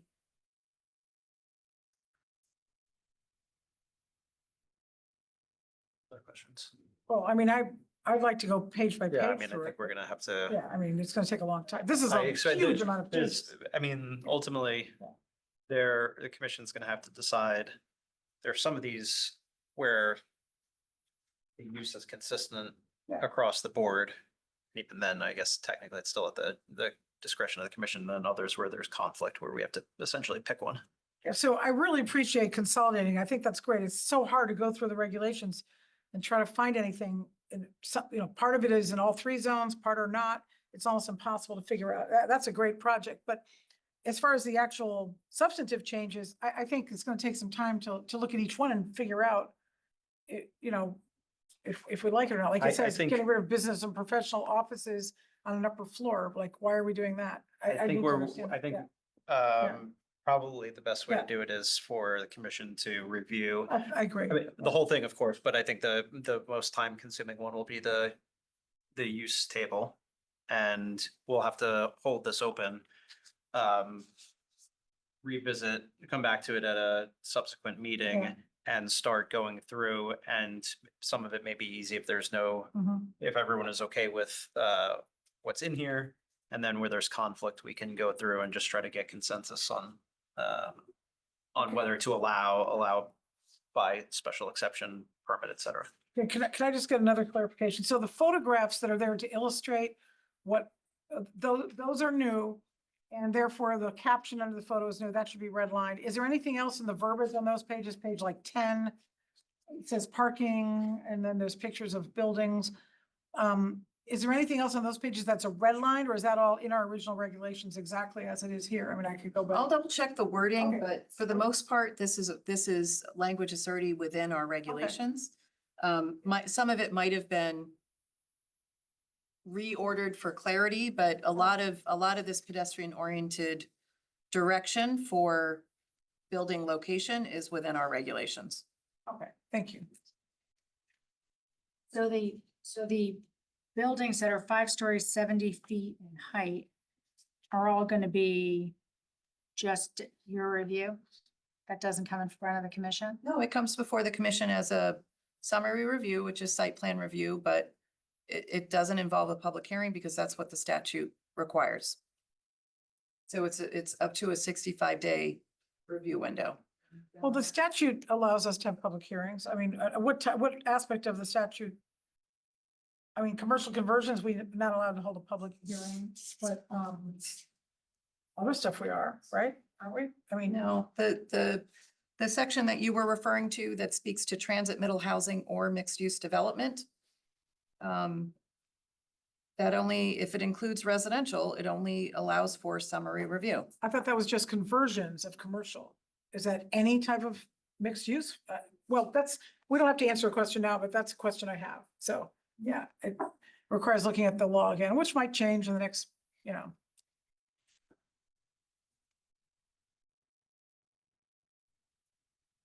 Okay, obviously a lot to go through still Yeah, there's a lot. after this meeting, but any other questions for now? Commissioner Delgado. I mean, it's related, but not totally germane to what's being presented to us, but the current district, right, that green outline. I was curious as to how, or what the thought process was to not include like the BJ's parcel or the rest of Commerce Drive. Can you repeat that? I couldn't hear you. So he's asking what the thought process was to not include the BJ's parcel or the rest of Commerce Drive. I'm only going, I'm taking what was existing. It certainly can be part of the commission's conversation as to whether or not we expand that zone. But I think at that point, we would have to engage with our Economic Development Commission, our Economic Development Office, and reach out to those property owners and find out whether they'd be amenable to being part of that new district. I think it's kind of like the way we approach the zoning regulations, right? We took what we had first, we reorganized it, and now we're going back to do amendments. It's certainly an opportunity for the commission to discuss whether or not they want to expand the Commerce Drive area. I think the first thing to do, though, is to kind of clean up what the Commerce Drive area is, and then, you know, see whether or not, if it's the commission's goal to look at expanding the boundaries of that slightly, reaching out to those property owners and finding out whether they're amenable to that. Commissioner Randolph. And then Brock. Is that a map change then? It would be Yeah, so we'll have to notify. within a 500-foot radius. 500 feet. And a separate hearing and. Yes, correct. Bridgeport would have to be notified probably. Is that what you're saying? Bridgeport or neighbors? Yeah. Well, we would have to notify, correct, neighboring municipalities as well as our council of governments, because it's within 500 feet of a municipal boundary. And procedurally, if we do a map change, do the existing landowners have standing? Is it just at the discretion of the commission to make the change, or what's the? It really depends on, of course, the property owners have standing. They can appeal a decision by the commission. You know, if the commission has policy guidance that leads them down that direction, they certainly can initiate zone changes on their own. Consistent with the POCD. Which, right. So, you know, it really just depends, but even for summary review, there's the ability to appeal, right? Even though it's not a public hearing, you know, there's still an appeal mechanism within statute. Commissioner Brown. Two points. I know that, just speaking of zone changes or map changes, the housing law also, or one of the law bills that were passed, eliminated the protest petition pretty much. So no longer would people, you know, a certain percentage of people who file protest petition be able to force a supermajority. They changed the percentage, but basically they got rid of the supermajority, so it's pointless anyway. So that's a side issue. But the CMDA that the town joined, that I believe has been restricted to the Metro Center area, which outline is that going to be confined to? The Commerce Drive. The whole expanded district that we're talking about, or? That district exists today. The one that we're combining? Yes, so we're combining the uses, right, and combining the standards. We're combining the into map. one. Correct. So the combined map of the 3 overlay districts will be the CMDA district Well, for it is accelerating today. Yeah. housing. Pardon me? Yeah, so it is that they've already approved that. So that's already approved as our housing growth area under the, you know, CMDA. When was that approved? The RTM voted to allow the first select woman to do it last summer, but then the Board of Selectmen had to give her permission for town charter, so they voted on that like within the last couple of months. That was done, I believe, in March. Yeah. I saw the proposed one. I didn't know it was voted on. So just to clarify, the exact outline of the expanded new name of this district, which is all overlays together, that will be the exact outline of the CMDA district. That's correct. It's not going to expand beyond that. It's not going to include New England Avenue or Grassmere, you know, Ardmore, any of those roads. Okay. And one reason they accepted that was we already have regulations that they found acceptable, that agency found acceptable in terms of promoting housing growth. Correct. Okay. Does anything we're doing here change that, like the changes that are being proposed here? No, it's just to make, frankly, this less of a headache to deal with in terms of I 2 understand. underlays, 3 overlays. No, It's I that totally same. agree with that. There are some substantive changes, which I'll, you know, we'll take a look at. So thank you. Any other questions for now? Yeah, Mr. Chairman. Commissioner Levy, go ahead. Yeah, just in terms of Commissioner Delgado's concern about the exclusion of BJ's. Currently, I think that would be a prohibited use under 7.2B. Yeah. So That may be why it was excluded. For the movie theater, I think. Yeah. Even it would be pre-existing non-conforming, even if we change zone. What's he saying? So he's saying I didn't hear it. that under the table. Yeah. B, bakery? No, I think it's for the indoor theaters and assembly halls are not now. No, under our existing, let me just get it. Houses and wholesale businesses, is it VV? Oh, yeah, that's Yeah. it. Yeah, so VV. we'd have to change that too. Which one is it under that we're talking Under about? VV Or seven. actually 7.3 B. So that's why that's east of Black Rock Turnpike. So we would allow for wholesale business. It's not really a wholesale business. It's more of a membership club. So, you know, we can talk through that. I think that there's a couple of different categories in which that could exist, whether we consider it a. Membership club for allowable uses. Well, it's a We big do box store. have a membership club as allowable uses. I recall when they passed the Commerce Drive zone or the Metro Center zone, the goal was to avoid allowing a big box store to go in there. It was supposed to be 973,000 cubic, square feet of commercial development. Then we allowed it to be residential, but we never wanted a big box store on the Metro Center site. So I think that's the prohibition there. I don't know how that expands to the other districts though, but yeah. Why would we not allow funeral homes in and only have it in the DCD zone and not in Which item is that? RR? I mean, again, I think. So my understanding with the TOD study and even the studies before that, when this was a factory that employed 5,000 people, shift workers, and that factory closed, and then it became a brownfield that was redeveloped into a train station. The first plan for this was 2 million square feet of office. So it was an opportunity for the town to maximize potential grand list growth. And that has always been the goal for this area. That would generate money. It's, funeral homes are generally one-story uses and they don't really end up co-locating with other uses very well. So, I think that's, Co-locating, I like that. well, you're not really gonna put too many residential apartments above a funeral. I mean, I'm being serious, like you're, especially nowadays, because a lot of funeral homes do crematory services, like it's just not a good, potential use within a stable of mixed uses. And I think that if we're honest with what this district is going to be, it's going to be a mixed use neighborhood. Like that's where the trajectory is going. And that's what the TOD study showed. That's what, that's really, I mean, if we can preserve the height and scale of other places, we need to allow for more height and scale here. Because again, this was a very large series of factory buildings that employed 5,000 people. You could put office space above it. You could if that's what somebody wants. And right There now all you can't be have, apartments above it, Right, right? and so We have enough apartments right already. now, even at the Alto development, you have the office building that's there, that's a 3-story building. There's another, there's some other office use that is now occupied, some of the other portion of that Alto development. So I think office is still gonna be viable, but unfortunately, most of the economic trends, I mean, Fairfield went after the Amazon, because we had 2 million square feet of approved office Not well. at that location, right? So we went after that application.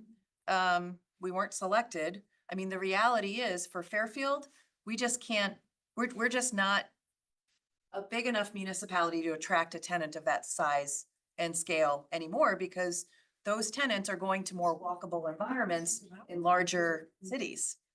So, I think we have to be realistic about where our grand list growth can come from. And the fact that we need these diverse housing choices for our residents. We have so many over there already. I would like to be focused on other things other than apartment buildings in that area that could, whatever we can add that might generate money for the town should not be prohibited. That's all. Okay. Miranda? Just to address the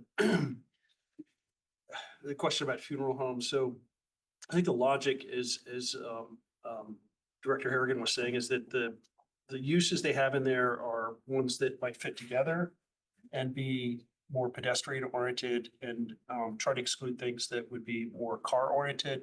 So like a funeral home, the reason to exclude that is that it's gonna, you need a lot of cars, a lot of parking, and it's not necessarily, while some funeral homes, are in old, Victorian houses, or there's some downtown, it's not necessarily the best compatible use. I believe that was probably the logic for it. So It's silly to think we're not gonna have a lot of cars in there because we have how many apartment buildings? You're gonna have the cars anyway.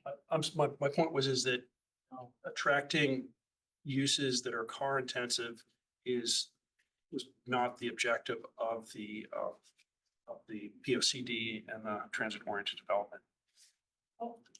I have a question. Could someone explain why there's no pedestrians in that whole area and how does that get fixed? I've never seen anybody walking there. There's nothing there. I go to the Asian restaurant place, Basil, Sweet Basil. I never see a soul walking around, Trademark, any of those places. Take your life in your hands down there. No one ever, there's nowhere to walk to. There's nothing there. There's no retail. Like, how does that, is this fixing that? Because I think there'll be more infill development, right? I mean, I actually see people walking to Illicit. I see people walking to the train station. from the parking lot, No. they're walking to from- Illicit, from maybe BJ's because they I mean, can't park in the parking lot. The parking lot's full of Illicit, so they park at BJ's and walk to the Illicit. Commissioner Hunley?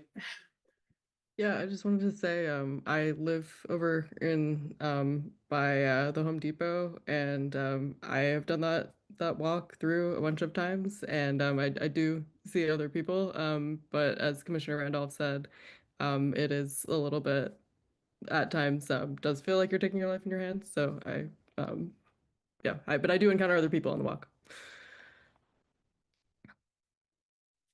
It's good to know. Okay, we're running up against curfew, so to be continued, but in the meantime, any last thoughts on this? Okay, I don't think it makes sense to spend 7 minutes on starting at our next one. I have one quick question. Go ahead.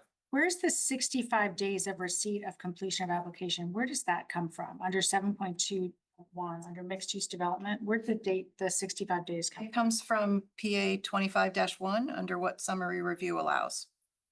State law. I thought that was just conversion, but Yeah. that's something I'm gonna look into. Maybe we can all figure that out because we can have mixed use wherever we want it and we are not limited. And so I don't know. I know conversion, commercial to residential has to be, fast tracked with no discretion, but any mixed use to me, it shouldn't be restricted to that. That's worth looking at the law.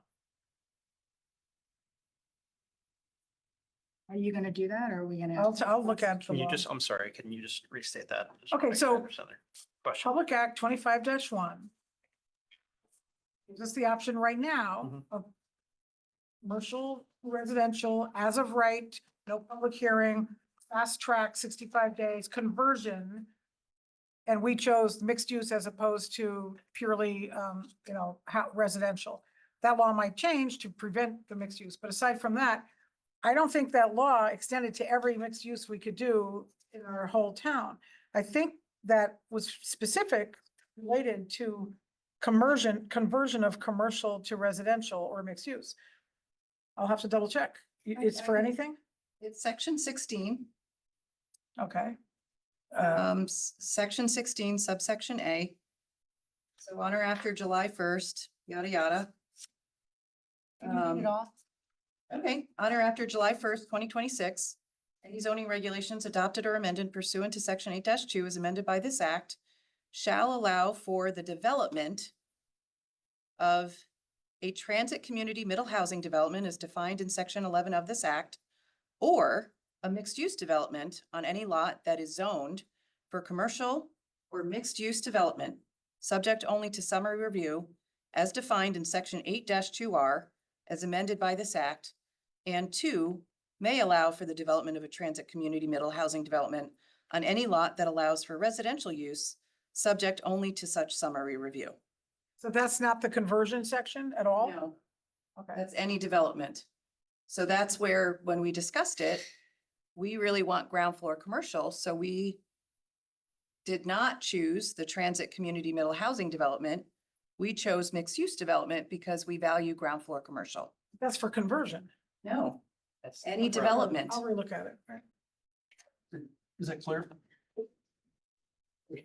Commissioner The, Brown? the I'm gonna relook conversion's at the a- law when I get back. Yeah, the conversion's a separate, it was a separate bill. Okay. Good discussion on this. Let's everybody please review the proposed language, particularly the uses, which have a lot of things that need to be figured out. And when we reconvene on this, we can start going through and getting consensus on those items. Right. And if I could, Mr. Chair, I know that for some of the folks who are here, they also had comments for the next item. So if, if you want to read them, I think both some of the folks here also submitted comments for the next section as well that we get to. Yes, and so first, let me just say, we'll hold this public hearing on Section 7, the Commerce Drive Area Designated Design District Standards open. We unfortunately cannot get to the last item, which is Section 17, Architectural and Site Design Standards. That will be its own discussion, probably similar to this one, followed by public comment. So we'll get to I think that. that's the conversion one. We'll double check. Yeah. I'll do this tonight when I go home. We'll do that the next week's agenda. Yeah. I think we're gonna have to, next week's pretty full because we couldn't get to other business. So I think we'll have to wait and see what It doesn't say conversion, but the it's. meeting on the 26th has available. Or we would have to put this to June. And when is the target mitigation districts? When are we discussing that again, the next meeting? We can, I don't know how many other public hearings are there. I mean, I guess if we have things we need to We didn't open, get, we can yeah, put it at the end and we could put it at the end. get to the things we need to. Yeah. Okay. Okay, and those being the last items, we'll adjourn for this evening. Thank you, everyone.